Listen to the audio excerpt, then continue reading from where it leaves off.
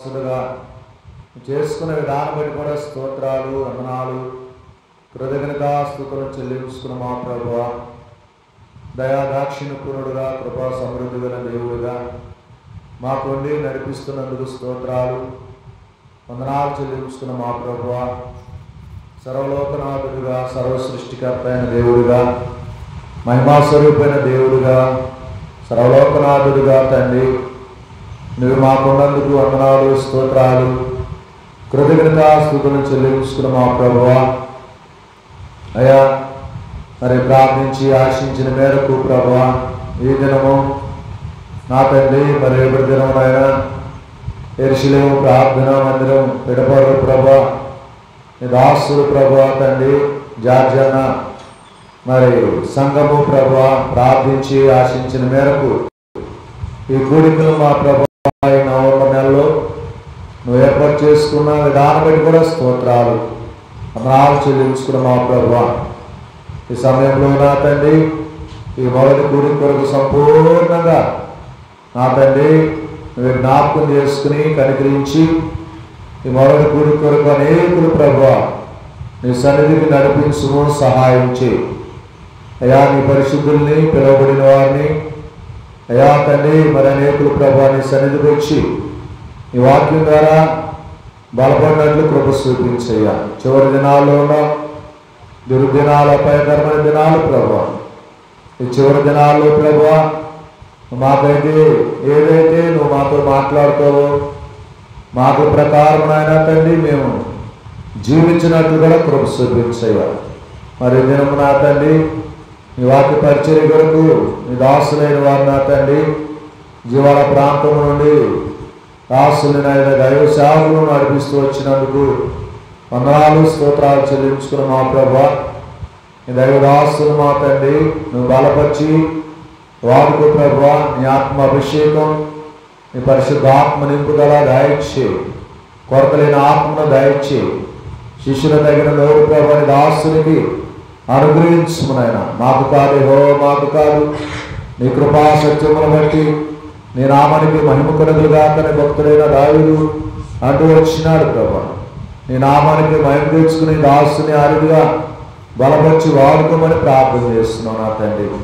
ఆరుదిగా ప్రభా నా తండ్రి నీ ప్రజలు కూడా తండ్రి ఇప్పటికే సమయము కొంత మిస్తూ వచ్చింది ప్రభా. నీ ప్రజలు కూడా తండ్రి త్వరితంగా నీ సన్నిధికి నడిపిస్తూ రమ్మని ప్రార్థన చేస్తున్నాం. ఆరుదిగా తండ్రి పాడే కీర్తనలతోనే నడిపించుకునైనా కీర్తనల ద్వారా నీ నామానికి మహిమ తెచ్చుకోవాల్సిందిగా వేడుకుంటూ ఈ స్థలం చుట్టూ నీ కంచి కాపుదల నీ భద్రత అనుగ్రహించు ప్రభా. మరి మొదటి కూడిగా ఆగిన అంతవరకు ప్రభా ఏ మాత్రం శత్రువుకి ఏమాత్రం తావలేకుండా దూరపరచును, మరి కరెంటును సమస్తమును స్వాధీనంచుకునైనా సహాయం చేయి. ఆరుగురు సాయంకాల కూడిక రేపు ఉదయకాలం రేపు సాయంకాల కూడికల్లో నువ్వే తోడై నడిపించమని ప్రార్థన చేస్తూ నీ ప్రజలు కూడా తండ్రి త్వరితంగా నీ సన్నిధికి వచ్చి నీ మాటలు విని ప్రభా అయ్యా హృదయంలో నెమ్మది అయ్యా హృదయంలో రక్షణ కార్యం అయ్యా తండ్రి ప్రతి ఒక్కరు పొందుకోవడానికి రక్షించబడేవారు ప్రభా నెమ్మది ఆత్మీయమైన మేలు పొందుకోవడానికి ప్రతి ఒక్కరు కూడా నీవు సిద్ధపరచి బలపరచమని ప్రార్థన చేస్తూ నీకే మహిమా ఘనత స్తుతి ప్రభావాలు చెల్లించుకుంటూ యేసు క్రీస్తు వారి ఉన్నతమైన శక్తి కలిగిన కృప కలిగిన బట్టి ప్రార్థించి వేడుకుంటున్నా మా తండ్రి, ఆమేన్.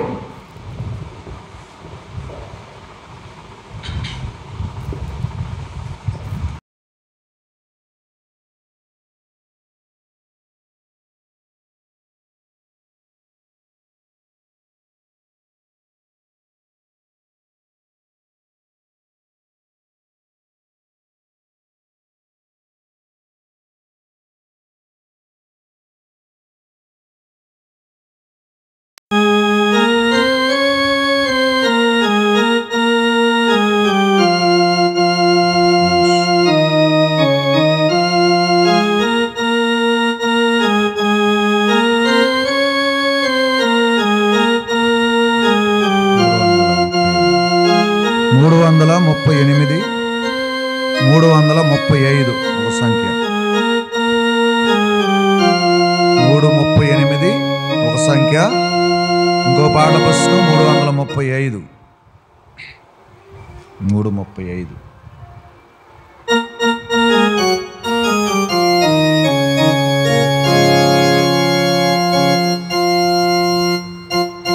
పరుగెడరా సోదరుడా, ప్రభు సన్నిధి నీవు చేరుటకై, ప్రభు సన్నిధి నీవు చేరుటకై పరుగెడరా.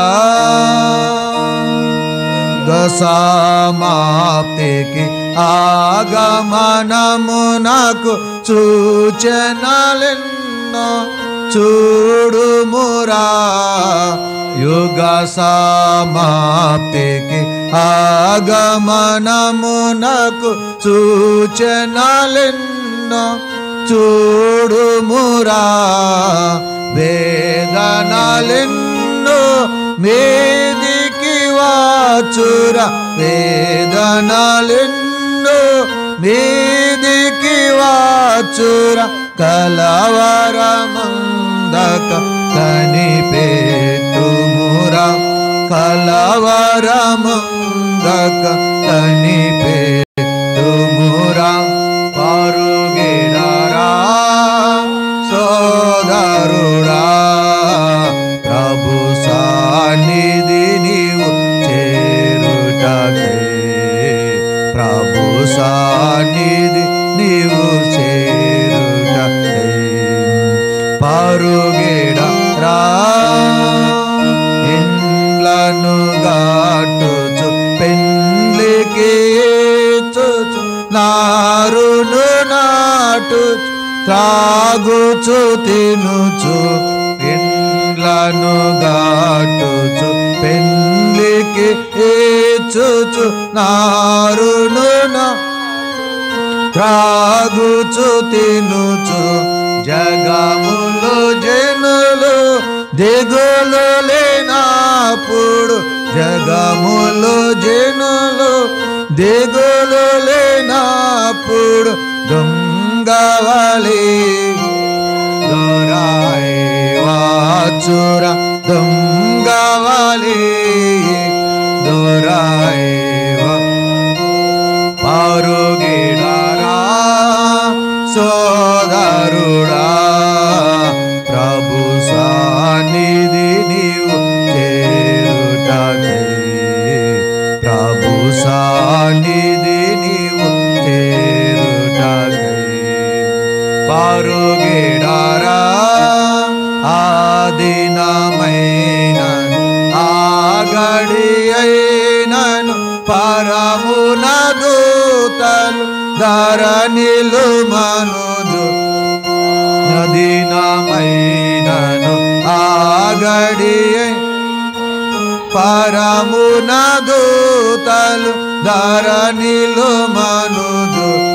ఎవరును గాని ఎరుగనే ఎరుగరు, ఎవరును గాని ఎరుగని మెలకువతో యేసు పిలుపును వినుచు, మెలకువతో యేసు పిలుపును విను. పరుగెడరా సోదరుడా, ప్రభు సన్నిధి నీవు చేరుటకై, ప్రభు సన్నిధి నీవు చేరుటకై పరుగెడరా. ఆదినముల శ్రమ అంతము కాగా, సూర్యుని చంద్రుని చీకటి కమ్ము. ఆదినముల శ్రమ అంతము కాగా, సూర్యుని చంద్రుని చీకటి కమ్ము. ఆకాశమందలి శక్తులు కదలును, ఆకాశమందలి శక్తులు మహిమతో యేసు మహిదిగురా, మహిమ ఆత్మతో యేసు దిగురా పరుగెడారా సోదరుడా ప్రభు సన్నిధి నీవు చేరుటకై ప్రభు సన్నిధి నీవు చేరుటకై పరుగెడారా ఆర్భాటముతో ఆశ్చర్యముతో దేవుని మన ప్రభు దిగురా ఆర్భాటం ఆశ్చర్యముతో దేవుని మన ప్రభు దిగురా క్రీస్తు నందున మృతులగువారు క్రీస్తు నందున మృతులగువారు ఏకముగా యేసుని చేరా ఏకముగా చేరా పరుగెడారా సోదరుడా ప్రభు సన్నిధి నీవు చేరుటకై ప్రభు సన్నిధి నీవు చేరుటకై పరుగెడారా ఎటు చూచినని కటు కనిపించును కొండల బండలుండినాను ఎటు చూచినని కటు కనిపించును కొండల బండుండినాను కదమసీమమై కోపాగ్ని కదమసీమమై కోపాగ్ని ఎదురుగా వచ్చి కదలగలేవురా ఎదురుగా కదలగలేవురా పరుగెడారా సోదరుడా ప్రభు సన్నిధి నీవు చేరుటకై ప్రభు సన్నిధి నీవు చేరుటకై పరుగెడారా ఎత్తబడుటక యాతమ నీవు తరుణము ఇది తడవు చేయకు ఎత్తబడుటక యాతమ నీవు తరుణము ఇది తడవు చే రాక్షణలోని రీక్షణ కలిగి రాక్షణలోని రీక్షణ కలిగి రాక్షకుడి రాజ్యము చేరా రాక్షకుడి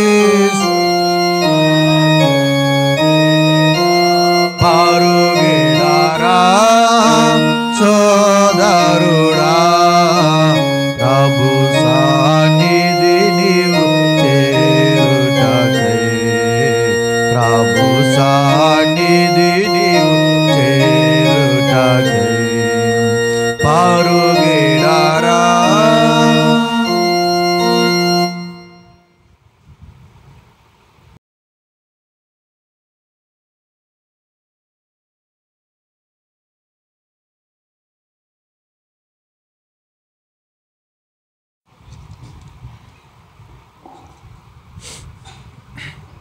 బైబిల్ అందరూ పైకెత్తి బైబిల్ పల్లవి పాడుకుందాం. గ్రంథ వాగ్దానంబులన్నీ నావి ప్రాతి ఆజ్జయంబు వరసవచనము తాన దివ్య ప్రేమ వాగ్నంబులు గ్రంథ వాగ్దానంబులన్నీ నావి గ్రంథ వాగ్దానంబులన్నీ నావి ప్రాతియాజ్యయంబు వరసవచినము తాన దివ్య ప్రేమ ధనంబులు గ్రంథ వాగ్దానంబులన్నీ నావి.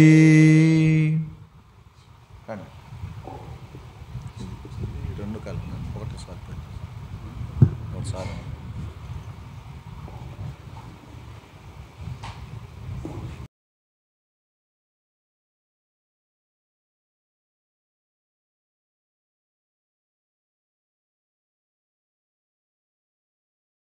అంటే ఏదైనా బైబిల్లో చాలా అంశాలు ఉంటాయి ఈ దేని గురించి. అయితే వాస్తవంగా ఈరోజు ఉదయం 4:30 టైంకి దేని గురించి మాట్లాడారు దేవుడు నాకు స్పష్టంగా చెప్పాడు. అప్పుడు నాకు కొంత నెమ్మదైంది. కాసేపు అలా కళ్ళు మూసుకొని చూస్తే దేవుడే ఆయా వాక్యాలు చూపించాడు. నేనైతే కేవలం ఒక 10 నిమిషాలు మాత్రం దేవుడి చెప్పిన అంశం మీద జస్ట్ బైబిల్లో కాస్త అటు ఇటు తిరిగా. కాబట్టి ఒకటి ఏంటంటే, నేను సిద్ధపడింది అయితే ఏమీ కాదు. నేను ముందస్తుగా గంటలు ముందేసుకొని చెప్తే ఇప్పుడు కానే కాదు. కేవలం ఏంటంటే ఈ సమయంలో దేవుని పరిశుద్ధాత్మ చెప్పిన అంశం మీద ఏదైతే మరి దేవుడు బయలుపరుస్తున్నాడు అదే సంగతులు తప్ప నేనేదో సిద్ధపడి గంటలు రాసేసుకొని నేనేమి రాసుకోవాలి, ఒక రిఫరెన్స్ కూడా రాయలేదు. కాబట్టి దేవుని ఆత్మ మనకి ఏదైతే నేర్పనై ఉన్నాడో లేదా ఏది తెలుసుకోవాలని కోరుకుంటున్నాడో ఆ విషయాలు మాత్రమే మనం తెలుసుకోవడానికి ప్రయత్నం చేస్తాం. అంటే నేను అనుకుంటున్నా ఈ దినాల్లో ఎక్కడ అంటే ఇక్కడ మందిరం పేరేంటి మర్చిపోయాను, యెరూషలేం కదా, యెరూషలేం ప్రార్థనా మందిరం వాసులకు ఏది కావాలో దేవుడికే తెలుసు, కానీ నాకు తెలియదు, నిజానికి మాకు తెలియదు. కాబట్టి మేమైతే ఈ పరిచర్యకి యజమానుడు నాయకుడు అయినటువంటి పరిశుద్ధాత్మ దేవుడే ప్రస్తుతానికి ప్రపంచమంతా కూడా ఈ పరిచర్య హెబ్రోన్లో కావచ్చు లేదా ప్రపంచంలో ఎన్ని సంఘాలు ఉన్నాయి అన్ని సంఘాలకి నాయకత్వం వహిస్తుంది పరిశుద్ధాత్మ దేవుడే. The holy spirit of God, దేవుని ఆత్మ సమస్తాన్ని జరిగిస్తున్నాడు. ఆయనే సువార్త ప్రకటిస్తూ ఉన్నాడు. మాలాంటి వారు పనికిమాల నిష్ప్రయోజక దాసులు మన చేతిలో వాడబడే పాత్రలను తప్ప మాకు మేముగా చెప్తే ఎవరికి కూడా ఏం ప్రయోజనము లేదు, ఉండదు కదండి. ఒకవేళ లోకపరంగా నేను చదివింది పెద్ద స్కూల్లో చదివా, కోరుకొండ సైనిక్ స్కూల్లో చదివా, చేయడానికి ఆంధ్ర మిషన్ నుంచి మెకానికల్ ఇంజనీరింగ్ డిగ్రీ తీసుకున్నా. ఈ అవన్నీ కూడా ఒకవేళ కానీ సేవాపరంగా చూస్తున్న ఎన్నో స్థలాలు చేస్తాయి. దాదాపు మన ఆంధ్రప్రదేశ్లో చాలా, తెలంగాణలో కాజీపేటలో కనుక ఈ కృష్ణా జిల్లా ఎక్కువ, చాలా స్థలాల్లో నేను సేవ చేస్తాను. చాలా సంఘాలు మన హెబ్రోన్ సంఘాలు. అయినా కూడా మీ సొంతంగా ఏదైనా చెప్తే అది నిష్ప్రయోజనం, వేస్ట్ అన్నమాట, దండగా ఉపయోగం లేదు. ఏదైనా మాకు మేముగా ఏదన్నా బోధ చేసి పోవడానికి ఉపయోగం లేదు. కాబట్టి ఈ సమయంలో దేవుని ఆత్మ ఏదైతే దయచేసి ఈ 2 దినాల్లో కూడా పరిశుద్ధాత్మ దేవుడు మీ మేలు కొరకు ఏదైతే బయలుపరచడానికి ఇష్టపడుతున్నాడో దాన్ని తెలుసుకోవడానికి ప్రయత్నించాం. తద్వారా ఈ అపాయకరమైన కాలాల్లో మన విశ్వాసం మన ఆత్మీయత కాపాడుకోవడానికి ప్రయత్నం చేస్తాం. మన గురి మన ఆశ పరలోకానికి వెళ్ళాలి. ఈ లోకంలో ఉన్నంతకాలం దేవుని మహింపరచాలి, దేవునికి తగినట్టుగా మనం బ్రతకాలి, అదనమాట. సరే పిల్లరా, మనము జ్ఞాపకం యెహెజ్కేలు గ్రంథం చూడండి. యెహెజ్కేలు గ్రంథము 34వ అధ్యాయం. యెహెజ్కేలు గ్రంథం 34వ అధ్యాయం. కొన్ని మాటలు అక్కడ మనం చదువుతాం. దయచేసి మెలకువగా, మరి ఎంత టైం గంట సేపు చూద్దాం. యెహెజ్కేలు గ్రంథం 34వ అధ్యాయం 11వ వచనం నుండి 16వ వచనం వరకు మార్చి చదువుతాం. యెహెజ్కేలు గ్రంథం 34వ అధ్యాయం. చదవగలిగిన వారు నాతో చదవండి, నాతో మరి మార్చి బైబిల్ చదవడానికి ప్రయత్నించండి. ఒకవేళ మీరు చదవలేకపోయినా పర్వాలేదు, కొంత శ్రద్ధగా వినడానికే ప్రయత్నం చేయండి. యెహెజ్కేలు గ్రంథం 34వ అధ్యాయం 11వ వచనం నుండి 16వ వచనం వరకు మార్చి చదవం. అంటే నేను ఒక వాక్యం చదువుతాను, మీరు ఇంకొక వాక్యాన్ని చదవండి. నేను 11 చదివితే మీరు 12 చదవండి. ప్రభువైన యెహోవా సెలవిచ్చినదేమనగా, ఇదిగో నేనే నా గొర్రెలను వెదికి వాటిని కనుగొందును. తమ గొర్రెలు చెదిరిపోయినప్పుడు కాపులు వాటిని వెతికినట్లు నేను నా గొర్రెలను వెతికి చీకటి గల మబ్బు దినమందు ఎక్కడెక్కడికి అవి చెదిరిపోయానో అక్కడ నుండి నేను వాటిని తప్పించి ఆయా జనుల్లో నుండి వాటిని తోడుకొని వచ్చి ఆయా దేశంలో నుండి వాటిని సమకూర్చి వాటి స్వదేశములోనికి వాటిని తెచ్చి పర్వతముల మీదను వాగుల యొద్దను దేశమందున్న సకలమైన కాపురపు స్థలమందును వాటిని మేపెదను. నేను మంచి మేతగల చోట వాటిని మేపెదను. ఇశ్రాయేలు యొక్క ఉన్నత స్థలమని మీద వాటికి దొడ్డి ఏర్పడను. అక్కడ అవి మంచి దొడ్డిలో పండుకొనును. ఇశ్రాయేలు పర్వతముల మీద బలమైన మేతగల స్థలమందు అవి మేయను. నేను నా గొర్రెలను మేపి పరుండబెట్టెదను. ఇదే ప్రభువు యెహోవా వాక్కు. తప్పిపోయిన దానిని నేను వెతుకుదును, తోలివేసిన దానిని మరలా తోలుకొని వచ్చేదను. గాయపడిన దానికి కట్టుకట్టుదును, దుర్బలముగా ఉన్న దాన్ని బలపరచదును. అయితే క్రొవ్విన వాటిని బలముగల వాటిని శిక్ష అయిన మేత పెట్టి లయపరచుదును. చాలండి. కీర్తన గ్రంథం 23, కీర్తన 23వ కీర్తన మనం మార్చి చదువుకుంటాం. కీర్తన 23 మార్చి చదువుకుందాం. 23వ కీర్తన మార్చి చదువుతాం. యెహోవా నా కాపరి, నాకు లేమి కలుగదు. పచ్చిగల చోట్లను ఆయన నన్ను పరుండి చేయుచున్నాడు. శాంతికరమైన జలము యొద్ద నన్ను నడిపించుచున్నాడు. నా ప్రాణమునకు ఆయన సేద తీర్చుచున్నాడు. తన నామమును బట్టి నీతి మార్గములో నన్ను నడిపించుచున్నాడు. గాఢాంధకారపు లోయలో నేను సంచరించను, ఏ అపాయమునకు భయపడను. నీవు నాకు తోడయుందువు. నీ దుడ్డుకరియు నీ దండమును నన్ను ఆదరించును. నా శత్రువుల ఎదుట నీవు నాకు భోజనము సిద్ధపరచుదువు. నూనెతో నా తల అంటి ఉన్నావు. నా గిన్నె నిండి పొర్లుచున్నది. నేను బ్రతుకు దినములన్నీ కృపాక్షేమములే నా వెంట వచ్చును. చిరకాలము యెహోవా మందిరములో నేను నివాసము చేసేదను. ప్రార్థన చేసుకుంటాం. చిన్న ప్రార్థన చేస్తాం. కళ్ళు మూసుకోనండి. పరలోకపు తండ్రి, నీ కుమారుడైన యేసుక్రీస్తు వారి నామములో నీకు స్తుతులు, వందనాలు తండ్రి. ఘనమైన మా ప్రభువా, ఇదిగో నీ అనాదికాల సంకల్పములో, నీ దయగల చిత్తములో దేవా, ఈ తెనాలి ప్రాంతాల్లో మా ప్రియమైన మా తండ్రి పిడిపారు ఈ ప్రాంత ఇక్కడ నిలబెట్టుకున్నటువంటి యెరూషలేము ప్రార్థనా మందిరం, ఇక్కడ మీ దీనదాసుడు మరి ప్రభా జార్జ్ సహోదరుని బట్టి ఆయన కుటుంబం, స్థానిక సంఘవాసులు, ఈ ప్రాంత వాసులు అంతటి కొరకై దేవానికి ఎంతో కృతజ్ఞతాస్తుతులు. నీ సత్య సువార్త ద్వారా ఈ ప్రాంత వాసులను కూడా మీరు దర్శించావు. ప్రపంచమంతా కూడా నీ సువార్తను మీరు ప్రకటింపజేస్తున్నావు. దేవ, ఈ ప్రాంతాన్ని కూడా ప్రభా నీ అనాదికాల సంకల్పములో నీ కృప ద్వారా దేవా ఈ ప్రాంతంలో కూడా నీ కార్యాన్ని జరిగించి ఇక్కడ మీ దీనదాసుడు జార్జ్ బ్రదర్ నిలబెట్టుకొని ఇక్కడ ఈ దీపస్తంభాన్ని యెరూషలేం ప్రార్థనా మందిరాన్ని మీరు నిలబెట్టుకున్న వారే దేవా, ఇక్కడ ఈ స్థలము ద్వారా నీ వాక్యం ప్రకటించబడ్డానికి, నీ పరిచర్య జరగడానికి మీరు చేస్తున్న నీ కృపా కార్యాల కొరకై మహిమగల దేవానికి ఎంతో వందనాలు. ప్రేమగల మా ప్రభా, ఎదుగో మా ప్రియులు నెల కూడా ఆయా దైవదాసులను పిలిపించుకుంటూ చక్కగా నీ కార్యాలు జరిగిస్తూ ఉన్నారు. అందును బట్టి దేవానికి ఎంతో వందనాలు, స్తోత్రాలు తండ్రి. తిరిగి దేవా ఈ 2 దినాలు ఇవాళ రేపు కూడా ఈ ప్రత్యేక సమయాలు కలిగి ఉండడానికి మా ప్రియులు ఆశ కలిగి ఉంటూ వచ్చినారు. దయగల మా తండ్రి, అల్పుడను ఎన్నిక లేని వాడను నన్ను కూడా ప్రభా ఈ పరిచర్యలో పాలి భాగస్తున్నగా నన్ను కూడా మీరు దేవా ఈ 2 దినాల కొరకు దేవా ప్రియులకు ఇచ్చిన భారాన్ని బట్టి నీకు ఎంతో వందనాలు. నేనైతే అల్పుడను ఎన్నిక లేని వాడను దేవా, కేవలం మీ దాసుని మరుగు చేసి ఖాళీ చేసి దయగల మా తండ్రి మీ పరిశుద్ధాత్మ ద్వారా ఏదైతే అవసరమో నీ బిడ్డలకు రక్షణ లేని వారికి రక్షణార్థంగాను, రక్షణ పొందినటువంటి వారు దేవా నీ పరిపూర్ణతలో క్రీస్తునందు నీ పరిపూర్ణతలోనికి రావడానికి దేవా మీరే సహాయం చేయండి. అవసరమైన గ్రహింపు ఆత్మదేవా మీరే వారికి దయచేయండి. దేవా, కేవలం మీరు ఆ గ్రహింపుని ఇవ్వాల్సి ఉంది. మీరే వారి మనోనేత్రాలు తెరవజేయాల్సి ఉంది.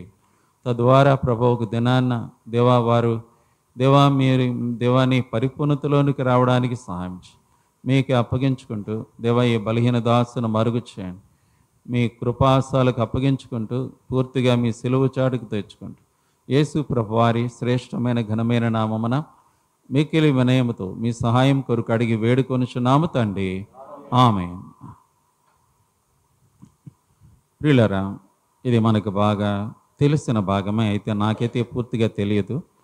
కానీ దేవుడు ఆయన మాట్లాడమని చెప్పినటువంటి అంశం ఏంటంటే కాపరి అనేటువంటి అంశాన్ని గురించి.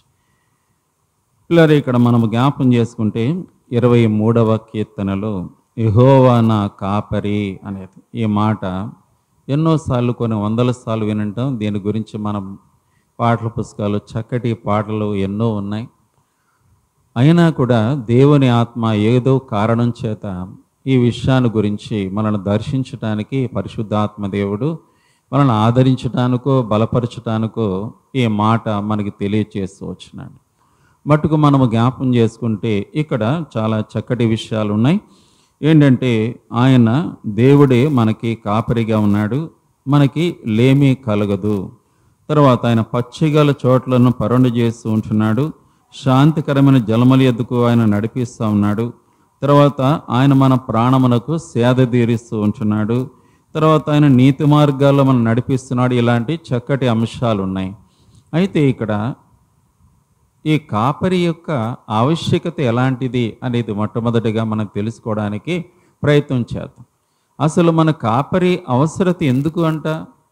దేవుడు నీకు నాకు కూడా వ్యక్తిగతంగా కానీ, మన కుటుంబానికి కానీ, మన స్థానిక యెరూషలేము సంఘానికి కానీ, మన హెబ్రోన్కి కానీ, లేకపోతే మన సంఘాలకు కానీ కాపరి యొక్క అవసరత ఏంటి? కాపరి మనకి ఎందుకు కావాలి? కాపరి యొక్క ఆవశ్యకత ఎలాంటిది? బైబిల్లో మనం కొద్ది నిమిషాలు ప్రాముఖ్యంగా ఈ మొదటి కూడికలో మనం పరిశీలన చేయడానికి దేవుని వాక్యాల్లో కొన్ని తలంపులు చూద్దాం. ఒకటి చూడండి పిల్లరా, కాపరి యొక్క ఆవశ్యకత ఎందుకు అని. యెషయా గ్రంథంలో 53వ అధ్యాయంలో ఒక మాట మనం చదవగలం. చూడండి, యెషయా గ్రంథం 53వ అధ్యాయం. యెషయా గ్రంథం 53వ అధ్యాయం. మనం ఇక్కడ చూసినట్లయితే కనుక 6వ వచనాన్ని చూడండి. యెషయా గ్రంథం 53వ అధ్యాయం 6వ వచనం. ఎవరైనా బాగా చదవగలిగిన వారు చదవండి. లేతే కనుక మనమందరము గొర్రెల వలె త్రోవ తప్పిపోతిమి, మనలో ప్రతి వాడును తనకిష్టమైన త్రోవకు తొలగెను, యెహోవా మన అందరి దోషమును అతని మీద మోపెను. చాలేమ్మా. కాబట్టి ఇక్కడ ఈ కాపరి జాగ్రత్త గమనించాను. నీకు వ్యక్తిగతంగా ఒక కాపరి కావాలి. నువ్వు ఒక గొర్రెపిల్లగా ఉన్నావు, నీకు ఒక కాపరి కావాలి. నీకంటూ ఒక భర్త, బిడ్డలు లేక భార్య, పిల్లలు ఉన్నారు. నీ కుటుంబానికి ఒక కాపరి కావాలి. ఎందుకంటే నీ జీవితకాలం అంతా నీ కుటుంబానికి దేవుని కృపాక్షేమాలు దొరికేలాగా నీ కుటుంబానికి ఒక కాపరి కావాలి. అలాగే యెరూషలేము సంఘానికి కూడా ఒక కాపరి కావాలి. సంఘము క్షేమాభివృద్ధి పొందడానికి కాపరి కావాలి. ఇక్కడ మనము జ్ఞాపకం చేసుకుంటే అసలు కాపరి అవసరత ఎందుకు ఏర్పడింది అని మనము చూసినట్లయితే ఇక్కడ అంటాడు కదా, మనమందరము గొర్రెల వలె త్రోవ తప్పిపోతిమి, మనలో ప్రతివాడు తనకిష్టమైన త్రోవకు తొలగెను అన్నాడు. అలాగే యెషయా గ్రంథంలో కూడా ఒక మాట చూడండి, 58వ అధ్యాయం 3వ వచనము చూడండి. యెషయా గ్రంథం 58వ అధ్యాయం అక్కడ 3వ చూడండి, కీర్తన గ్రంథం 58వ అధ్యాయం 3వ వచనం చూడండి. కీర్తన 58వ అధ్యాయం 3వ వచనం ఏమన్నా చదవమ్మా? కీర్తన 58వ అధ్యాయం 3వ వచనం. యెషయా గ్రంథం కీర్తన 58 3వ వచనం ఏమంటాడు? తల్లి కడుపున పుట్టినది మొదలుకొని భక్తిహీనులు విపరీత బుద్ధి కలిగి ఉందరు, పుట్టిన తోడనే అబద్ధములాడుచు తప్పిపోదురు అని అంటాడు. అలాగే 119వ కీర్తన 176వ వచనము కూడా చూడండి. 119వ చదవమ్మా, చదివిపర్లేదు. తప్పిపోయిన గొర్రెల వలె నేను త్రోవ విడిచి తిరిగి తిని, నీ సేవకుని వెతికి పట్టుకొనము, ఎందుకనగా నేను నీ ఆజ్ఞలు మరిచేవాడను కాను. పిల్లరా, ఈ కాపరి అవసరత ఎందుకంటే మనమందరము కూడా ఒకే ఒక్క సారాంశం ఏంటంటే తప్పిపోయినటువంటి గొర్రెవలే మనమందరము కూడా ఉండాం. తప్పిపోయిన గొర్రెవల మనం ఉంటామన్నాం. ఇది ఎక్కడ ఆరంభమైందంటే ఆది కాండము అక్కడ 3వ అధ్యాయంలోనే ప్రారంభమైంది. ఇది ఆనాడే దేవుడు ఎంతో సంతోషంగా తన స్వరూపంలో తన పోలికలో మన పితరులను కలుగు చేసి వారి కొరకే ఒక సుందరమైనటువంటి భూగోళము, నిరాకారముగా శూన్యంగా ఉన్న ఈ భూమిని సౌందర్యవంతంగా రూపాంతరము చేశాడయ్య. తన పరిశుద్ధాత్మ ద్వారా నిరాకారంగా శూన్యంగా చీకటిగా మన భూగోళాన్ని సుందరంగా అలంకరించి మహాపర్వతాలు, సముద్రాలు, నదులు, సరస్సులు, ఆకాశ పక్షులు, సమస్తమైన భూజంతువులు, జలచరాలు, ప్రాకే పురుగులు, ఫలవృక్షాలు, మొక్కలు, ఈ పచ్చదనం సమస్తాన్ని కూడా దేవుడు చక్కగా చేశాడు. చేసిన తర్వాత దేవుడు తన స్వరూపంలో తన పోలికలో మానవాళిని కలుగు చేసి వారు కూడా భూమి మీద ఒక ప్రత్యేకమైన స్థలాన్ని నియమించాడు. దాన్ని ఏదేను తోట అంటాం. ఆ ఏదేను వనములో మనుషుల కొరకే, మన మొట్టమొదటి ఆది తల్లిదండ్రుల కొరకే ఏదేను తోట వేసి, ఆ ఏదేను తోటలో శ్రేష్టమైనటువంటి ఫలవృక్షాలు ఎన్నో వేశాడు వాళ్ళ ఆహారం కొరకు. వారు నిరంతరం జీవించాలని, అంటే ఎప్పటికీ బ్రతకాలని కోరి జీవవృక్ష ఫలాలనిచ్చే చెట్టు కూడా తోట చెట్ల మధ్యలో వేశాడు. కాబట్టి ఆదామవల్ని నిరభ్యంతరంగా మీరు తినవచ్చని వారికి సెలవిచ్చాడు దేవుడు. ఆది కాండము 2వ అధ్యాయంలో ఇవన్నీ మనకి తెలిసిన విషయాలే. అయితే ఆ తోట చెట్ల మధ్యలో దేవుడు మంచి చెడ్డలు తెలివినిచ్చే వృక్ష ఫలాలు కూడా వేశాడు. దేవుడు అన్నాడు, చూడు ఆదాము, మీరు ఇవన్నీ తినండి, కానీ ఒకటి ఏంటంటే ఈ మంచి చెడ్డలు తెలివించే వృక్ష ఫలాలు మాత్రం మీరు తినరు. వాటిని తినుదినమున నిశ్చయంగా మీరు చనిపోతారు. కాబట్టి వారికి ఆప్షన్ బాగుంది. ఎందుకంటే ఎన్నో చెట్లు ఉన్నాయి, రకరకాల ఫలవృక్షాలు ఉన్నాయి, ఎంతో సమృద్ధి ఉంది. కానీ ఒకటి మాత్రమే, మధ్యలో ఉన్న మంచి చెడలు తెలివించి వృక్ష ఫలాలు తినకూడదు. కానీ మనం చూస్తే అక్కడే అపవాది పొంచి ఉన్నాడు. వాడు మన పితలను మోసగించాడు. దేవుని ప్రేమ మీద అనుమానం పుట్టేలా చేశాడు. పిల్లరా, అవిశ్వాసం అంటాం దాన్ని. దేవుని మాటని నమ్మకపోవడమే అవిశ్వాసం. వారు దేవుని మాట నమ్మలేకపోయారు. అంటే అపవాది అన్నాడు, చూడండి, అది తింటే ఏం తప్పలేదు, తింటే మీరు దేవుని వల్ల మళ్ళా మారిపోతారని. దేవుడు మిమ్మల్ని తినొద్దన్నాడు, అంతే, మీరు తింటే దేవదూతల్లో అయిపోతారు అంటే వాళ్ళ తప్పేం లేదు, మీరు తినండి అంటే అవ్వ మోసపోయి తను ఆ యొక్క తినకూడని ఫర్బిడెన్ ఫ్రూట్ అంటారు, తినకూడనటువంటి ఆ వృక్ష ఫలాన్ని కోసుకొని తిని, తనకు తిన్న తర్వాత ఆదాము కూడా ఇచ్చి వారిద్దరూ కూడా తిని, బైబిల్ భాషలు వారు దిగంబరులైపోయారు. బైబిల్ భాషలో వారు పాపము చేసిన వారయ్యారు. ఇప్పుడు మనం గమనిస్తాం, ఏమిటి పాపం అంటే? మళ్ళా ఏంటంటే పాపం అంటే ఏమిటి? చూడండి, మన పితరులు పాపం చేస్తారంటే దేవుని ఆజ్ఞను అతిక్రమించి పాపము చేస్తారు. పాపం అనేది అక్కడే ప్రవేశించింది. అవిశ్వాసం అనేది అంటే ఇంకో రకంగా చూడాలా, దేవుని మాటను ధిక్కరించడం. దేవుడేమో తినొద్దన్నాడు, వీళ్ళేమో సైతానాడు తినొచ్చు అన్నాడు. ఎవరి మాట వింటావు? ఎంతో ప్రేమగల, మహాప్రేమగల తండ్రి, కనికరం గలవాడు, ప్రేమగల తండ్రి ఏమో మీరు తినొద్దు, అది మీది కాదు, మీకు సంబంధించింది కాదు, ఇవన్నీ మీవే, అదొక్కటే మీది కాదు. కానీ మన పితరులు దాన్ని తిన్నారు, సాతాను మాట విన్నారు, తినొచ్చు అన్నాడు. దేవుడేమో తినొద్దు అన్నాడు. ఆజ్ఞాతిక్రమమైన పాపం, అవిశ్వాసం. అది దేవుని ప్రేమను శంకించడం, దేవుని ప్రేమను అనుమానించడం, అదే పాపం. దేవుడు ఇది చేయొద్దన్నాడు. బైబిల్లో ఎన్నో విషయాలను ఇది చేయకండి మీరు అన్నాడు. మనం దాన్ని చేస్తాం తద్వారా. కానీ దేవుని కృపాకాలము కాబట్టి మనం బ్రతికిపోతున్నాం. ఆదాము ఒక్క పాపాన్ని బట్టి తను ఎంతో దేవుని కృప నుండి తొలగిపోయాడు. కానీ మనం ఎన్నిసార్లు, కానీ దేవుని కృపాకాలం ఇది.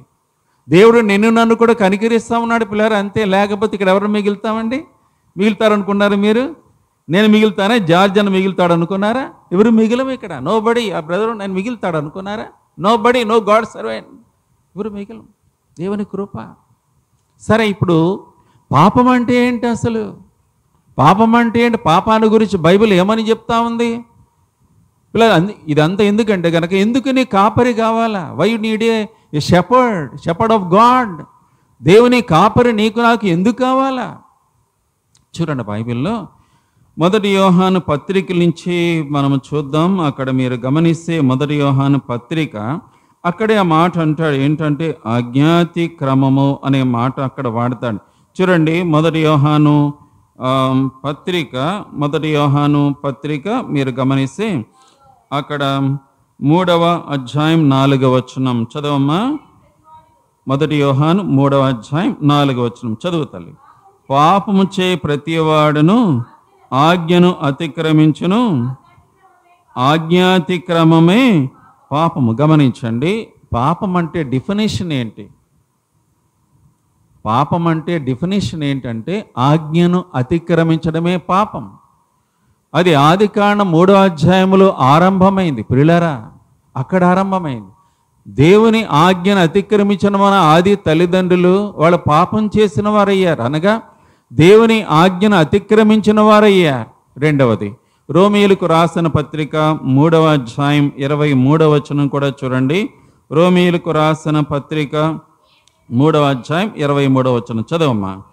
ఏ భేదము లేదు, అందరూ పాపము చేసి అది దేవుడు అనుగ్రహించే మహిమను పొందలేకపోవచ్చున్నారు. పిల్లలు గమనించండి, పాపం అంటే దేవుని మహిమకు కొరచైపోవుట, దేవుని పరిశుద్ధతకు దేవుని మహిమకు తక్కువైపోవడం అంటే త్రాసు ఉంటుంది కదండి, ఈ త్రాసు అంటాం. త్రాసు అంటే ఈ బజార్లో కాయగూరలు తోస్తారు కదా, అట్లా.